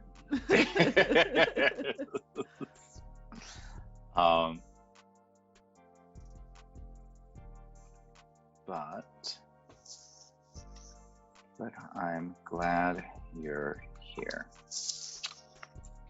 The villagers tend to be a bit high-strung, and the sight of an entire island's vegetation wilting will send them into something of a tizzy. But there's nothing, but there's always an explanation and a solution, isn't there?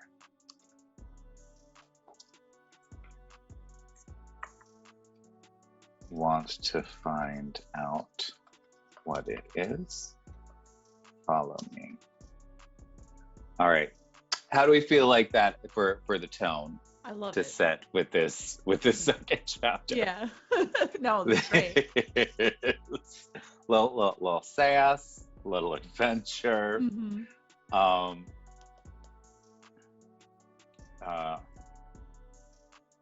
And a gentle welcome. There is okay. The priest will lead the players down the lava tube using the light of the sacred flower to guide them. They will tell the players. I feel like this is where the players get like the next section of the story. So they know now that this is of the myth.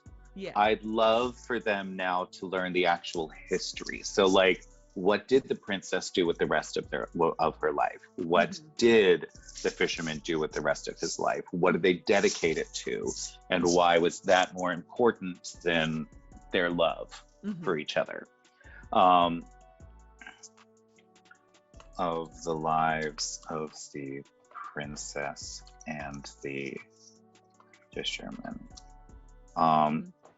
So what did the princess do? Why was it so important for her to maintain her status in her culture? You know, they don't really talk about like what happens after that point, but I can probably infer that like she would eventually go to marry a, you know, a member who is of status, of proper status, and then she would probably, you know, raise generations of new and future elite who would take over to lead the people. Whereas probably Cowie would have gone back to, you know, doing his responsibilities of cultivating and catching and fish for the people, but also raising his own family and adding that to the generations, you know. So both of them go back to their responsibilities to cultivate the progression of their people through their own specific responsibilities, you know. I would love if, and let me know if I'm getting off track here. I would love if this section is all about like the princess raised, you know, the princess used her intelligence and her empathy to raise leaders who helped, you know, generate great fortune for their communities. That's what and that the fishermen went on to truly understand, you know, the currents and the ocean that is so important to their lives. Absolutely. And that if they had fallen in love if they had been allowed to be together, the community would have lost all of this. Yes. You know, the understanding and the leadership, all of that. Okay, so they will tell players lives the princess and the fisherman. The princess being one of the most intelligent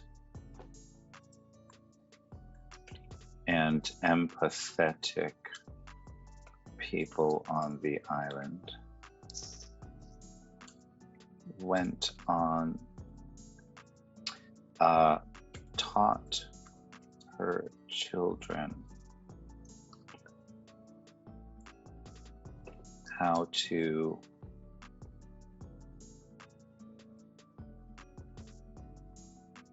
be great parts of their communities instead of being great only to themselves.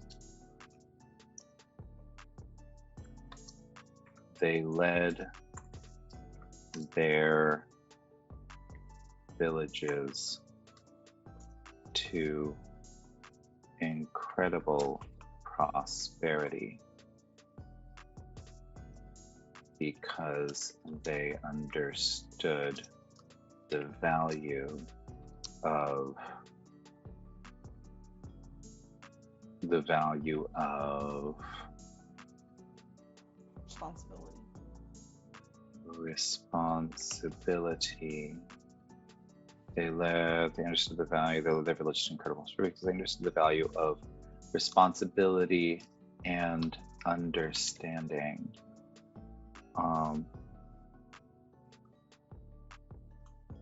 That allows for a village to be greater than the sum of its parts. The fishermen went on to discover amazing secrets about the ocean and its wildlife that has allowed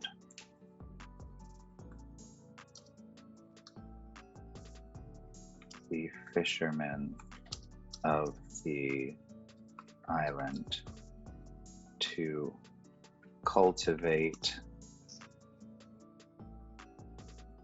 astonishing breeding grounds for their maritime foodstuffs, banishing banishing famine from the island.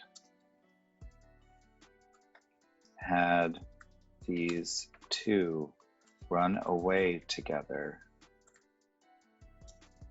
the island today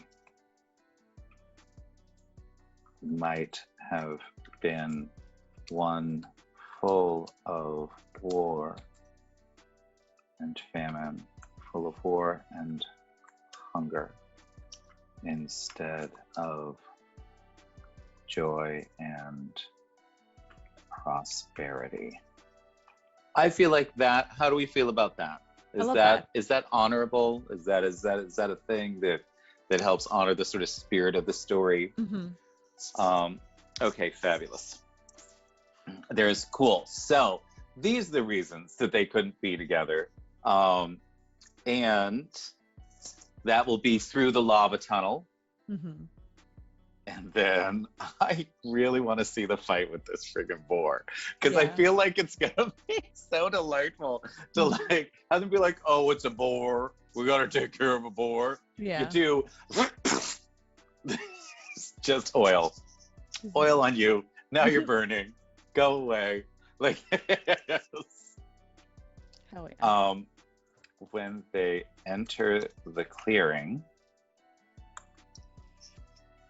they will spy a single boar.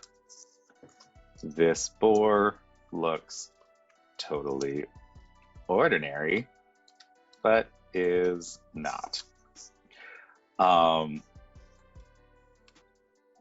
boar is, in fact, a boar-shaped treant who can soak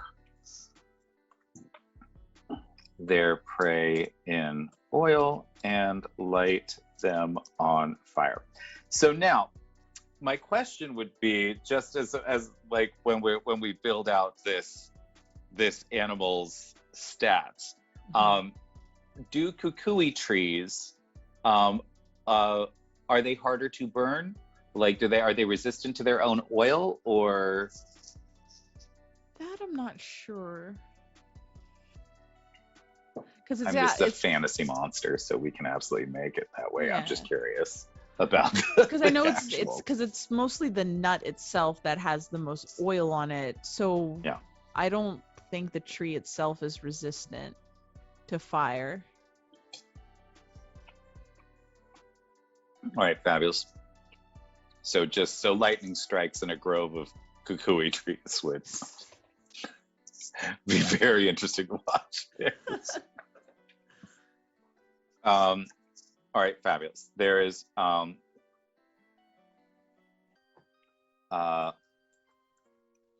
boar will defend the grove from the players, and the god of the grove will close the lava tube.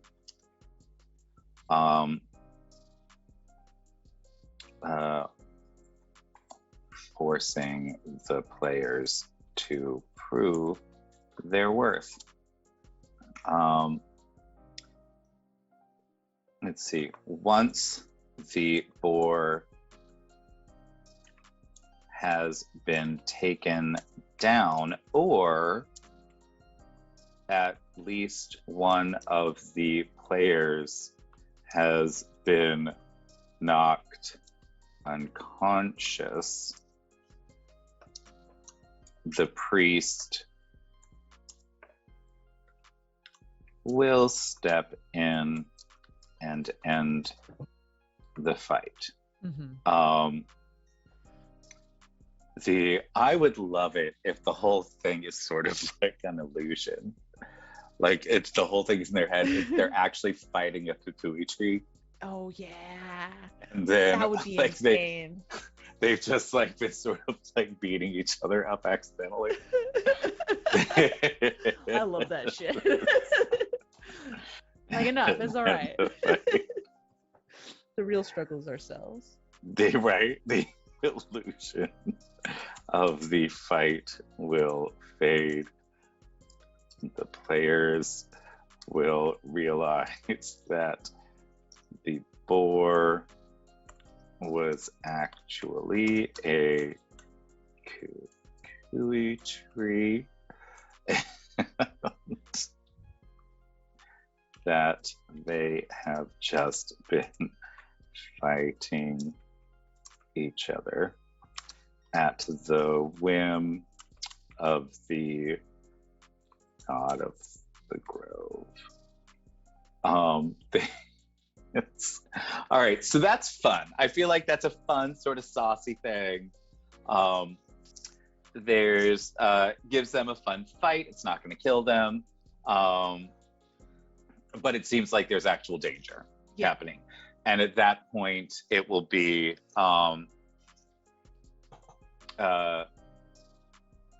it will give them the opportunity to meet the actual god, and the god now can look at them and just be like, okay, I guess. Yeah. I guess they'll do. Like this. Okay, let's see. Once the illusion is dispelled, the god, and sorry, did you already give me the god's name? Kumqua, yeah, in your Discord. There it is, okay. And the god will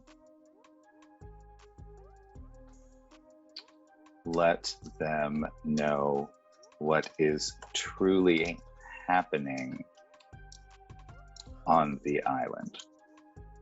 And that way, then the struggle in the third act is the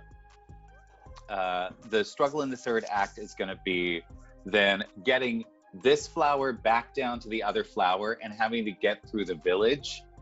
Yeah. Which now thinks that, like, at this point, like, the entire island is dying and the villagers are convinced that it's these adventurers. So, like, everyone's going to be angry. It's going to be crazy. And then actually journeying to where the new island is so that they can plant the flower as a whole on the new island. I think this is going to be great. So, little chapter 3 to Nightfulness. Let's tie this up. So we have got a bunch of people show up on an island. The currents have changed. The winds are blowing them there. And we are dealing with them needing to go inland or needing to go to, like, find some provisions or some help figuring out what the hell is going on, why they're stuck there. And so they end up, of course, the local tavern, because that's always where you find out information. And the bartender is a little bitch.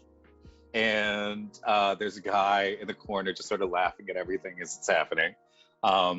Adventurers are blamed for the destruction of the flora in and around the village. Depending on what they do, they will end up in front of the elder, who's going to give them the first bit of the story and tell them that they need to go chat with the priest up on the mountain. They're going to head up there. Priest is going to laugh at them, tell them a little more of the story, and then set them to fight a tree. And now, the conclusion of this, having to go back down to the island, back down to the village with this second half of the bloom. And I would love if this was and tell me if this will sort of ruin the story for you. If this is something that like the gods know that there's going to be a new island, and so like 100 years in advance, they will always do something like this to prepare the way for the new island. And that anytime there's a new island, there will be, like, the elders always know, oh, nope, there's a reason that you can't do this, and you're not going to understand this. And if I tell you, you're not going to do the things that you need to do in order to, like, prep us for this. Yeah. You know, but it's sort of like it's sort of like the it's a cyclical thing where they know, and each story is going to be different. This one is a flower, and the next one might be, you know, like some sort of thing with like a lava cavern. The next one might be something with, you know, two types of fish that only exist on opposite sides of the island. You know, like there's always something. Yeah. Some event that predates a much bigger event, you know. Yeah, absolutely. Yeah, I think that's fine. All right, fabulous. There is then what it will be then what we can do at the in the third act is when they get to the brand new island, like there will be like some sort of crazy, it'll feel like some sort of crazy cataclysm. Yeah. All of the plants are dying, you know, and now there's this rumbling, like something's about to happen, and the waves are going crazy and the currents are going crazy when they get back down. And you know, that there can be, I feel like there can be like some minor destruction happening, you know, not like the entire town is flattened, but like, you know, a couple of ships have gotten wrecked and a house or two has fallen down, you know, things like that. And people are just getting hysterical about it. And then the elder is just sort of standing there waiting, just like, no, it's fine. And you notice that like their house is a little sturdier than everyone else's because they know. Yeah. Like, it's like, oh yeah, no, this is the thing that's gonna happen. And then when they actually get to the island, then the explanation can be given about how this is, you know, like this is how the new island is formed, is the love. They have to maintain that love. And I feel like it could absolutely be, you know, like that the responsibility in life leads to this reward. Yeah. Where they get to be reconnected 100 years later. You know, they just sort of push off what they want for 100 years. And then when you plant this on the island, suddenly like their spirits appear, you know, and they get to bless this new land, you know, with love and prosperity. And yay. I think it'll be lovely. Okay, so let's write it now. Let's do that. We can talk about it all day. But really, at the end of the day, we gotta write it. Gotta put pen to paper. Hell yeah. All right, so all right, let me get back over to my page. All right, there we go. All right, so in chapter 3, I'm just going to copy and paste this. Kamapua'a. Kamapua'a. Okay, Kamapua'a.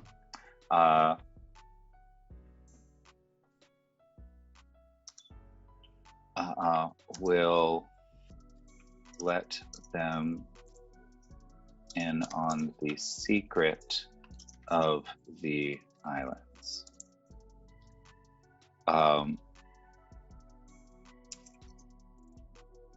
The islands themselves are alive.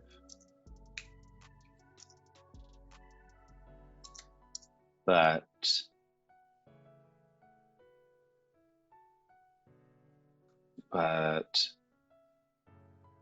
need the what would they need? What would the islands need from people in order to like create a new island? Like why would their lives, their responsibilities, their love, why would that be important?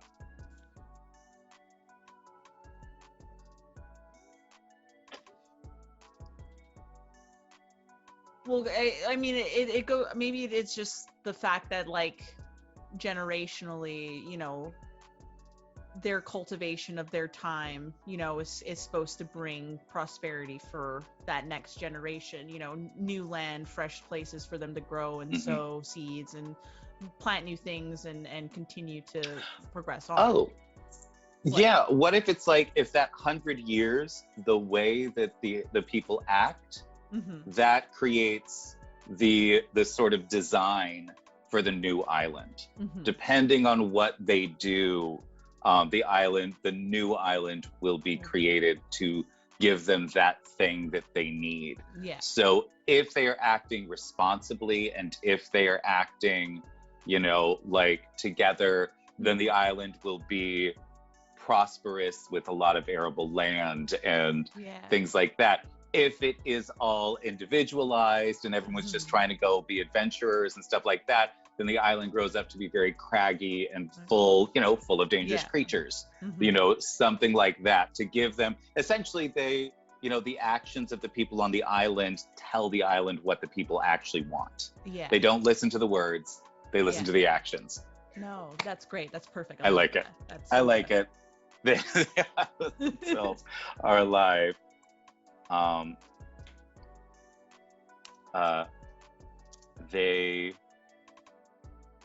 Let's see.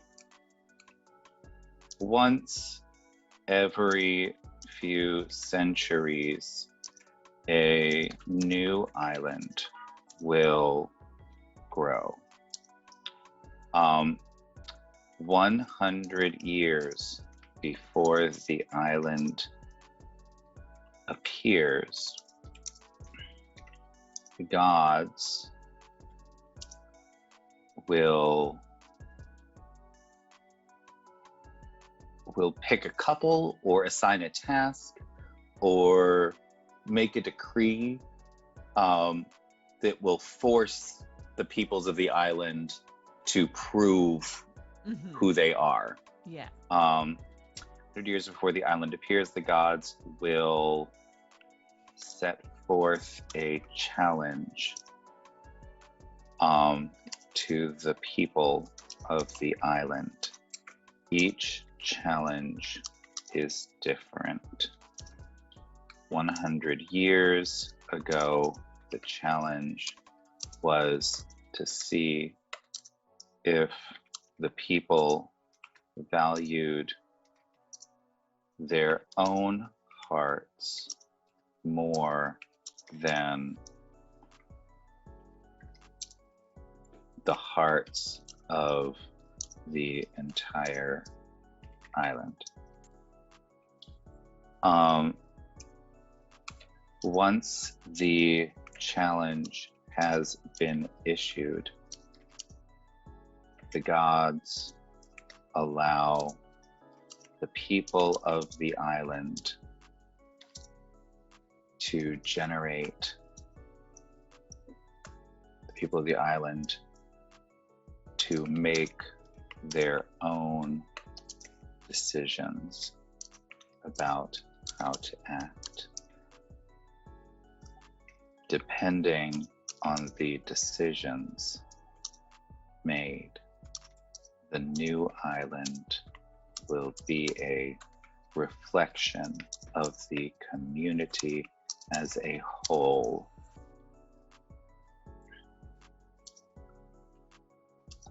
If the community values,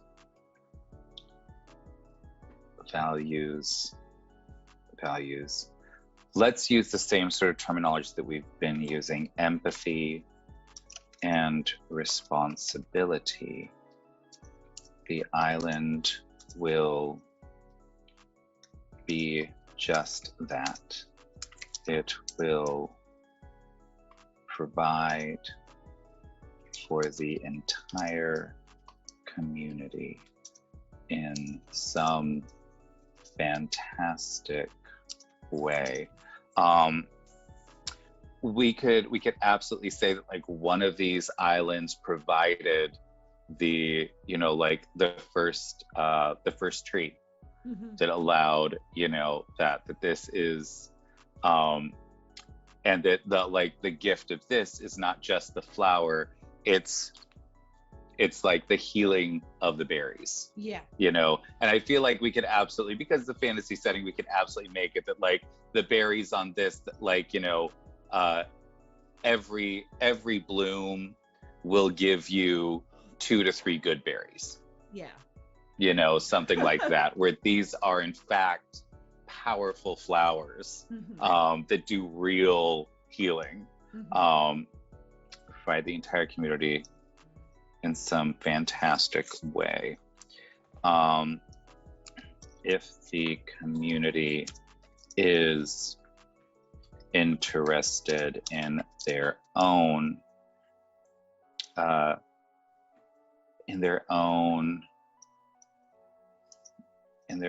success and their own desires above others, the new island will be sharp and dangerous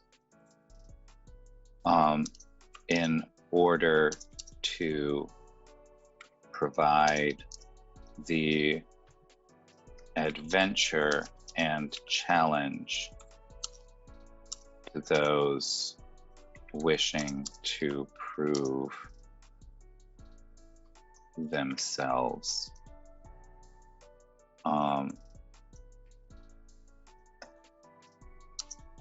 And that way you can have like different areas of the island where some of them, it's obvious that 100 years was super chill, and this is where they've got huge groves, things like that. And then other parts of the island that are super craggy, and it's like there's just monsters all over the damn place.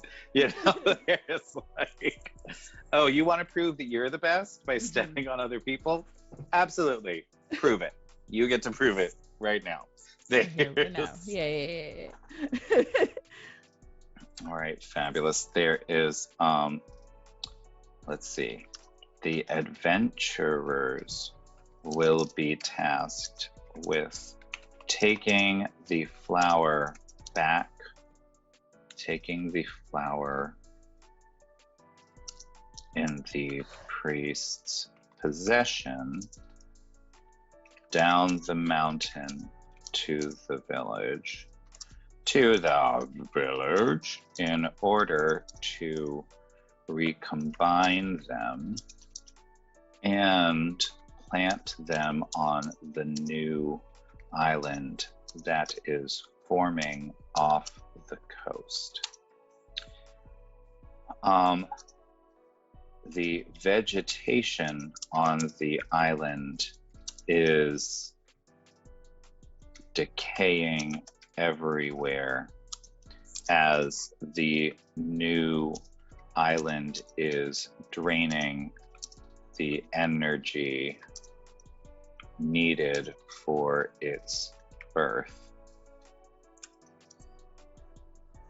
The vegetation will come back after the new island forms, but those who have never seen this phenomenon or participated in it will simply think that the island is dying. Sort of like somebody standing outside the door of a maternity ward. Yeah. Would think that people are just being tortured inside.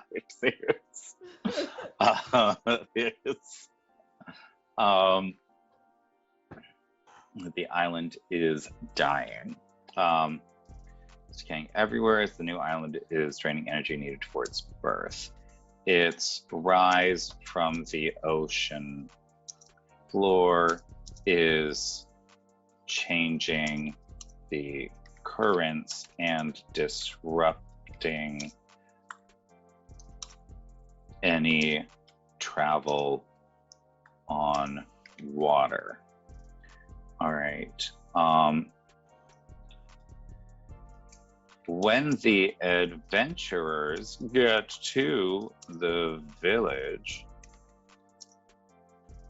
they must make a decision. One, if they try the stealthy approach, they can make it to the elder's house by succeeding on. Okay, if we're going to give them a treant that shoots fire, what level is that? Like, to make a fun fight of that, where the treant's not just going to eat them in one turn, and they're not just going to take it down in one turn. Like maybe like a 6, 5? like a 5/6. 5, yeah. I was thinking Yeah. 5. Fabulous. All right, so at level 5, let's put DCs at like escalating 13, 15, 17 Sure. for stealth. Yeah. They can do this by succeeding on 3 stealth checks. Each check will be to sneak past a different villager. Check 1, DC 11, sneak past the drunk person near the tavern. DC 13, sneak past the hysterical bartender. DC 17. DC 15, sneak past. Who's going to be the third one? So you've got the drunk near the tavern. You've got the hysterical bartender sort of looking out the window. Who's the third person that you'll have to actually sneak past? Let's do an animal handling check instead of like there's a dog. There's like a lovely little dog. Two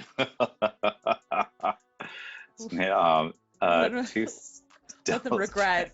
Let them regret right. getting that one random stat. Right, that right. nobody uses. I love it. Succeeding on 2 stealth checks and an animal handling check. DC 15. Sneak past the cute dog outside the tavern. Yes. Okay, fabulous. So and if they don't manage to sneak past, they will trigger an encounter with one or more villagers bent on their removal from the island to stop the spread of the wilting plants. And let's see, they can, all right, so they can do the stealthy thing, or they can try to persuade the village to let them pass by telling them the truth about the new island. This will be a DC, let's say a DC, I feel like this one will be a little harder, a DC 17 persuasion check that must include a stirring speech from one of the players. And all right, fabulous.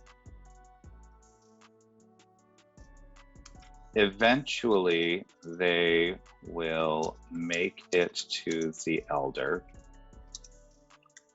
who will allow them, who will help them plant the 2 flowers side by side in a portable pot. They must then make it to the new island where the flower can be planted.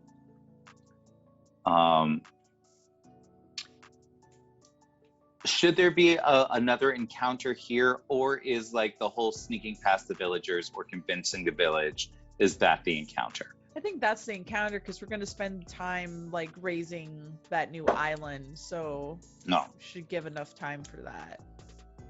All right, fabulous. There's where the flower can be planted. Once they reach the island,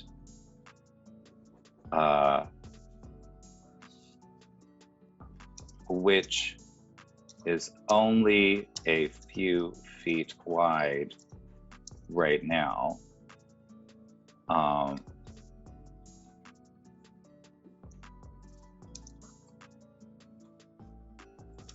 they will plant the flower, which will begin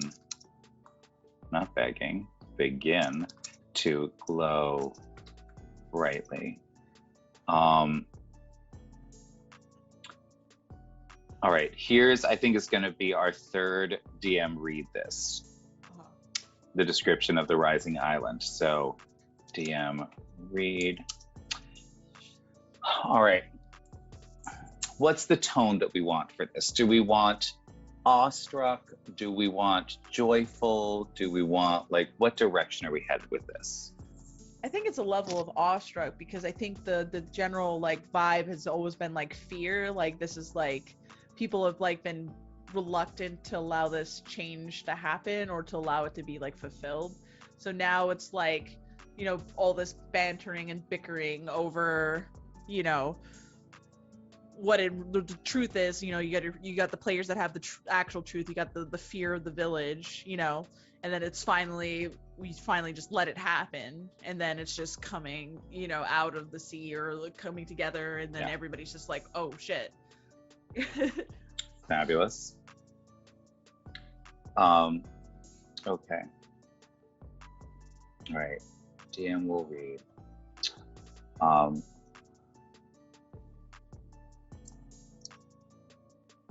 The pale glow of the white petals shifts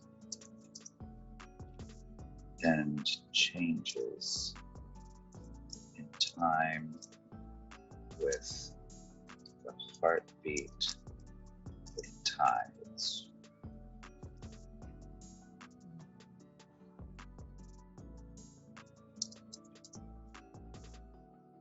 The earth shifts under your feet as the island begins to climb. As the island begins to climb from the waters. Mm-hmm.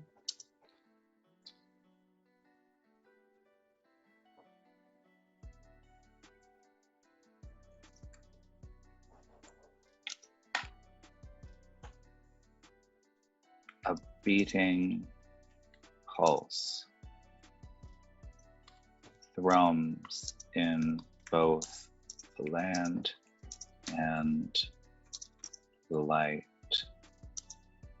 transforming the soft glow into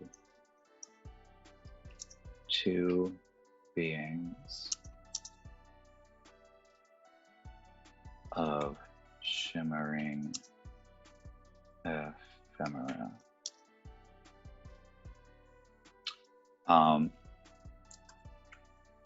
Princess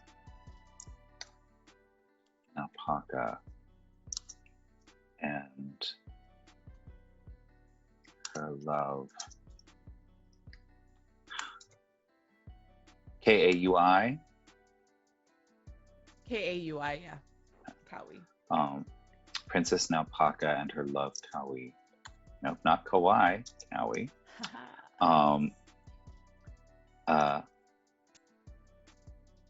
Kawaii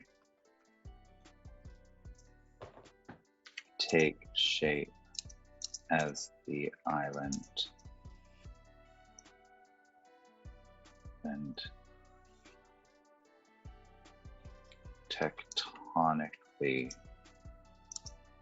shifts towards, tectonically lurches towards the sky.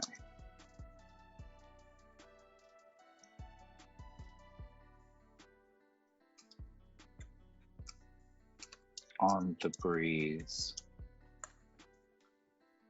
and in the waves, the voices of gods seem to echo the love that these two held for each other, and the grace that they showered over their people. All right. How do we like this so far? The pale glow of the white petals shifts and changes in time with the heartbeat of the tides. The earth shifts under your feet as the island begins to climb from the waters. A beating pulse thrums in both the land and the light, transforming the soft glow into two beings of shimmering ephemera. Princess Naupaka and her love, Kaui, take shape as the island tectonically lurches, not clutches, you bastards, lurches towards the sky. On the breeze and in the waves, the voices of gods seem to echo the love that these two held for each other and the grace that they showered over their people.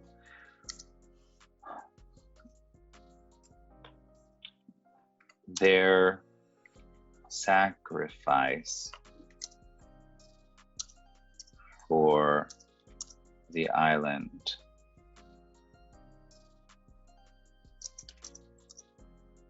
and the love and their sacrifice for the island and the wisdom of those who helped them understand the needs of their communities.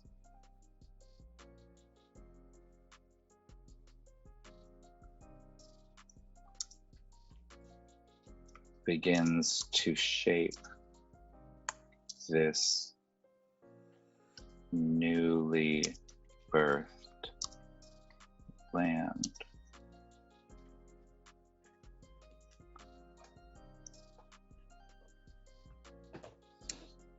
Rolling hills emerge, covered in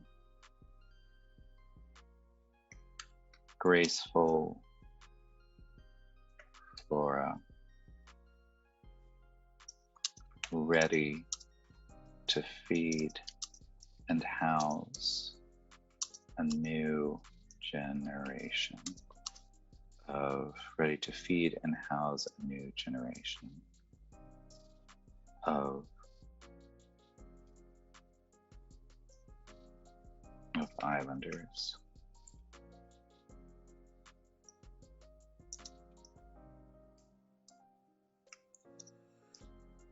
the light sinks into the very land itself. And as the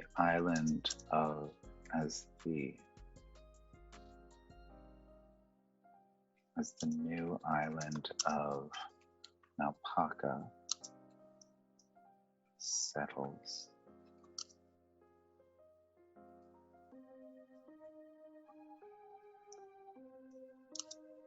you know that their love, that their wisdom will light the lives of all who live there. I feel like that gives it appropriate depth, and obviously we can shift that as necessary. I'll send it back to you to make sure it's all delightful. Let's see. There's on the breeze and in the waves, the voices of the gods seem to echo the love that these two held for each other and the grace that they showered over their people. Their sacrifice for the island and the wisdom of those who helped them understand the needs of their communities begins to shape this newly birthed land.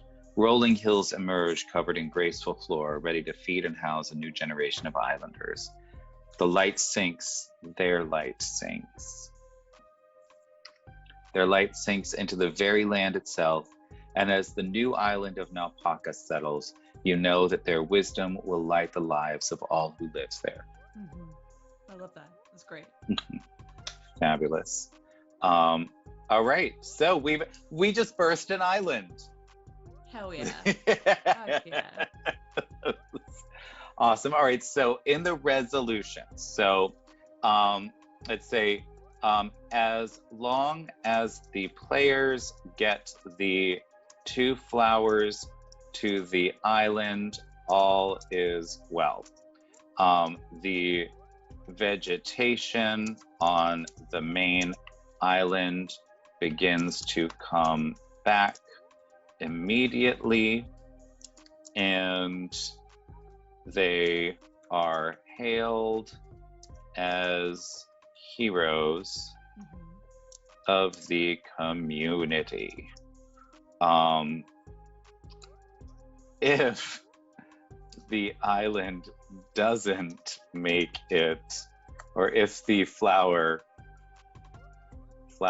doesn't make it to the island, what happens then?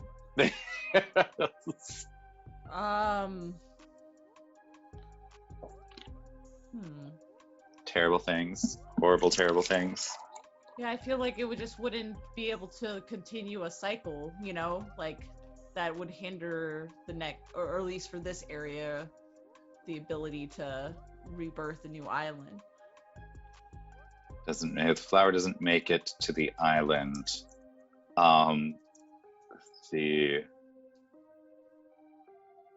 Let's see. The new island will emerge too fast and generate will emerge too fast.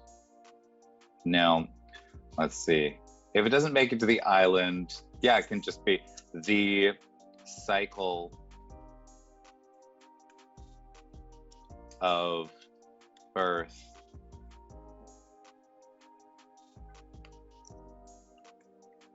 birthing islands will cease, and the islands will stagnate. Rewards. I feel like you should get something from the encounter with the pig, the Kuina pig. For sure. I feel like Ooh, you know what it could be? It could be a figurine of wondrous power that is the Ooh, actual boar. hell yeah. Yeah. Rewards. Absolutely. For defeating the boar, you will receive It'll look like a little little nut. It'll a be made out of a figurine. it'll be made out of I a love it. nut. Yeah. Yep. A figurine of wondrous power that allows you to summon the Those are some of my favorite magic items. Like right. one of my first games I've ever played was with I got the goat one, the stacking goats. It's so good. So good. Love it. Oh yes, they're fabulous. Figurine, receive a figurine of wondrous power. Allows you to summon the oil spitting boar. All right, this is level 5. We should probably make it like maybe a rare item. Yeah. So like maybe 8 hours a week. Yeah, 8 hours a week. Yeah. Like, is that total or like per day? Or like total? Just like one day. Okay. Yeah. So there's for like 1 hour at a time. Okay. So they get like 1 8 day charges. a week. Yeah. Okay. I'll let you summon the oil spitting boar for a total of 8 hours each week in 1 hour increments. In 1 hour increments, and we can create a stat block for that. No worries. And then I feel like there should be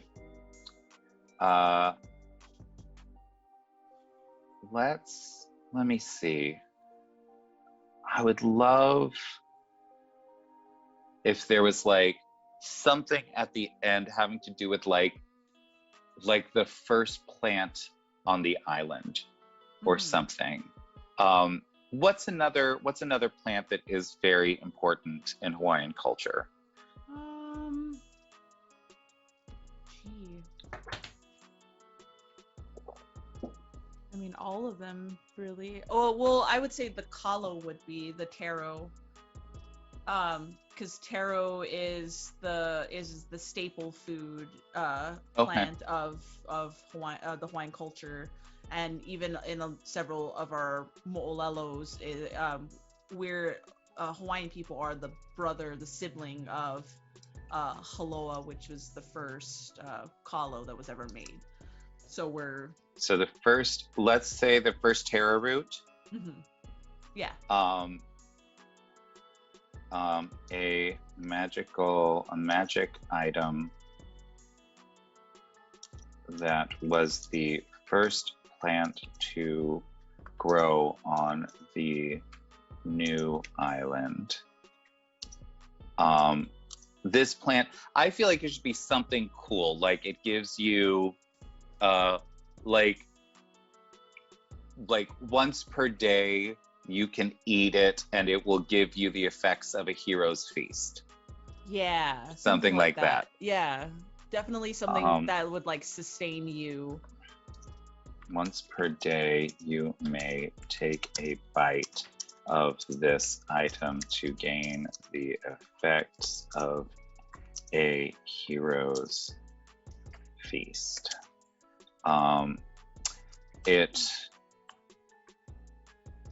Let's see. There are a total of 10 bites, and bites are replenished at a rate of, I want to say, I want it to be a thing where you can't use it every day, at a rate of, let's say, 1d5 per week. If you ever eat the last bite, the magic item is gone forever. So that whole theme of responsibility and stewardship of this, I think, is delightful. Now, let's talk about art. Okay. Let's talk about what this is gonna look like. So, first, the cover.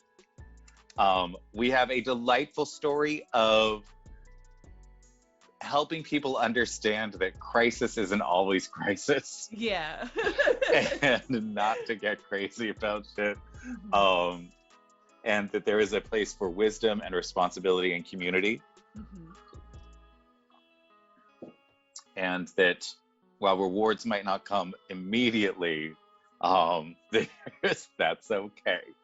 That, like, a little deferred enjoyment is fine. Yeah.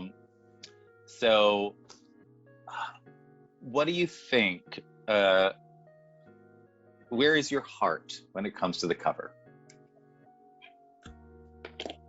I don't know. Part of it seems like it would be like a split of just like the two elders in the two different places, with just like holding out like the half of the flower. Ooh, I like that cover. And maybe it's like the half with the one that belongs to the sea has like iconography around it that represents like the ocean, then the kukui nut branches, and maybe like the pig for the like symbols of the pig on the other side for when you're up in the mountains, to kind of give you a whole package of land and sea centric around these like two flowers. Around one and tree, four, not more, four iconography around the other. Okay, cool. Love that. And then inside, we can do two things. Tell me, what are the two things in the story that you want illustrated? I definitely would love to see the boar creature illustrated, like that final encounter when they like have to face that. And then maybe the tavern scene, or I don't know, or the birthing of the island. I don't know. That's because like that's also a really neat one. Or like showing the start of the adventure where everybody's upset and unruly is another. So I don't know.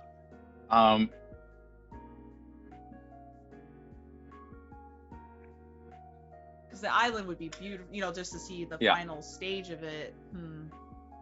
I feel like that would be gorgeous. I'm trying to think about what is. I think that would probably be the better choice, because doing like a tavern scene, there's so many characters in a tavern scene that'll probably take the artist forever. So let's do the let's see, final form of the verdant new island. Hell yeah. Well, guess what?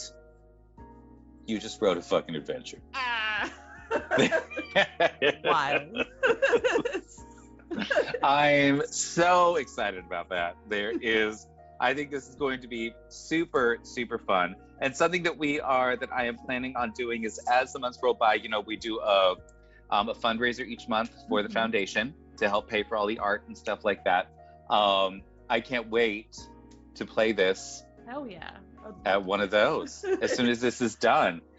Just for everybody watching at home, what we're going to do now is the foundation is going to pay for an artist to come and create a fabulous cover and the boar and the island. Our publisher is going to then lay it all out, put in all the legalese, all of that good stuff, so that it does not cost Eli anything except a little time to actually have a full professional, beautiful adventure ready to go that she can then put out into the world, do all the things, make $1 million from, because of course. And if you do make $1 million off it, I expect a taste for the foundation. Of course. How do you feel about this? Do you feel like this honors the story and the culture and the themes? Yeah, no, I really think it takes a lot of the bits and pieces, but like roots it in like the actual like meanings behind of like sustainable practices, honoring traditional values and working towards the goal of something bigger for the future. So I really think that kind of captures that really well. Yeah. Yay! Oh, I'm so happy. good. Well, another one. I can't even tell you like how excited I am. This is, I think you're number 7. And I'm just like, Hey. by the end of the year, we're gonna have like 30 some. That's great. That's so amazing. And I can't wait for that compendium. Like, I'm so excited about that. It's gonna be a nice thick book. Oh yeah. Oh yeah. Collection. It's gonna hurt people to lug this thing around. Oh yeah. Oh my God, yes. Well, why don't you tell everybody at home where they can find you all over the intranets? Yeah. Well, I'm Eli. You can definitely find me perusing and working around with Mayday Roleplay. We're a group of friends that are making really awesome cinematic storytelling at our table with some of our favorite TTRPG games. So you can check us out on Twitch. You can check us out wherever you find your podcast. We're definitely around there. And then on Twitter at Mayday Roleplay. And then if you want to hang out with me on Twitter, you can find me at A Ghost of Eli. I talk about a lot of my activism things that I talk about in terms of Hawaiian culture and Indigenous rights, as well as TTRPGing and being a DM and producing podcasts, all sorts of stuff. So yeah, if you want to hang out with me, you can hang out with me there. But yeah. I actually, in my YouTube feed, popped up because I love like my PBS YouTube, like all the fabulous videos from things. One of them actually popped up like 3 days ago. That was the actual history of the colonization of Hawaii. That was the whole thing about the queen, and I cannot remember her name. Kalani, yeah, Kalani, who like was arrested and like essentially put under house arrest until she friggin' died. And it was just like how all these like rich white missionaries showed up, started buying everything up, started setting up all of these crazy rules where like Indigenous people suddenly couldn't vote, anymore on anything. Like I was like, this is ridiculous. Oh my God. And it's making me insane because I feel like history is repeating itself, where we are in a space where a bunch of rich white assholes are saying, hey, so you don't get to vote, and you don't get to vote, and you don't get to vote. So, yeah. Yeah, I mean, and that's why it's so important to like have Indigenous people's voices be heard and like tell you these kind of things, because people are just generally not aware about it. Given education systems and the proximity and all of that stuff, and that's why Indigenous voices, and I know that it can be an uncomfortable topic to talk about it because you don't want to think about those kind of things, especially with Hawaii. No one wants to talk about the terrible things that are happening to Indigenous people in those regions, or the lack of fighting over resources and not being able to afford things in our homelands. But it's a necessary conversation because honestly, without Hawaiian people and without Kanaka Maoli people, Hawaii is not really Hawaii, because nobody else can maintain the level of sustainability and the values that Hawaiian people have. It's just not something that the rest of the world really follows. And if you don't have that, you don't. The land can be beautiful, but if it's not being taken care of in the way it is, then it's gone. It's gone. Exactly. Yep. So that's why Indigenous people matter, and their voices and their content and the things that they make matter, and why you should absolutely support things from the sources, which is from actual Indigenous people. So when this book comes out, buy this fucking book. Hell yeah. Let's support. And this is a big thing for me. This is why FIG exists, is to very specifically, in a non-performative way, support individual voices in this community. Not just, we're gonna talk to people of color and it's gonna be nice. It's gonna be like, no, what can we actually do that's going to have a real impact on this? And for me, one of the things that I love about this is there's so many impacts that this thing on its own can have. Number one, I don't know, have you ever published a thing before? I've published one game, my Caltrop core game. Fabulous. But yeah, that's pretty much it. So this is at this point, this is going to, like, you are now a published author of an actual adventure that is going to be out there in the world. You can use that, you can say that. This is now a change in your status, which makes me very happy. You know, but in addition to that, we can get this thing that does not have typical D&D themes in it. It does not have typical Western themes. Yeah, you know, totally. we can make this beautiful and accessible to as many people as possible, and hopefully get some of these non-Western themes into some Western brains and help them just sort of crack that open a little bit and be like, oh, that's different. That's a new perspective. Well, it sure is. Sure is. And hey, and you're going to have your links in the book. So what I'm really hoping is that somebody is going to think that this is friggin' fabulous, and they're going to look you up on Twitter by clicking the link in the PDF and be like, hey, I just played your adventure and I want to talk to you about this. Hell yeah. You know, like, that's the hope. So thank you for helping us with our mission. I am hoping that this has helped you with yours, and I can't wait to see just what delightful things happen. I know. So, I'm yay! so excited. Thank you so much. Yeah, thank you. It's gonna be great.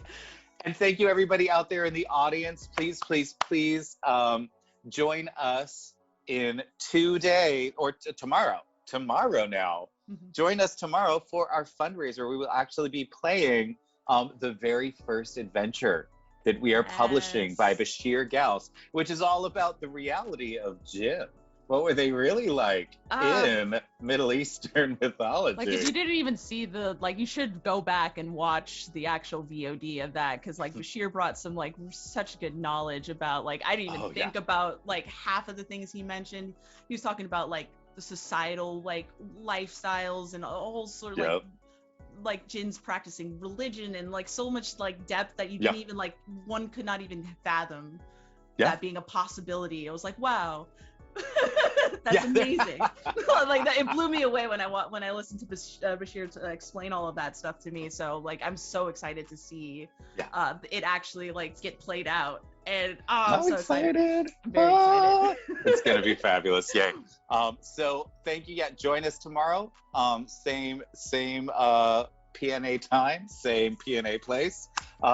And thank you again, Eli, and I can't wait to see you again. Mwah! Have a good one.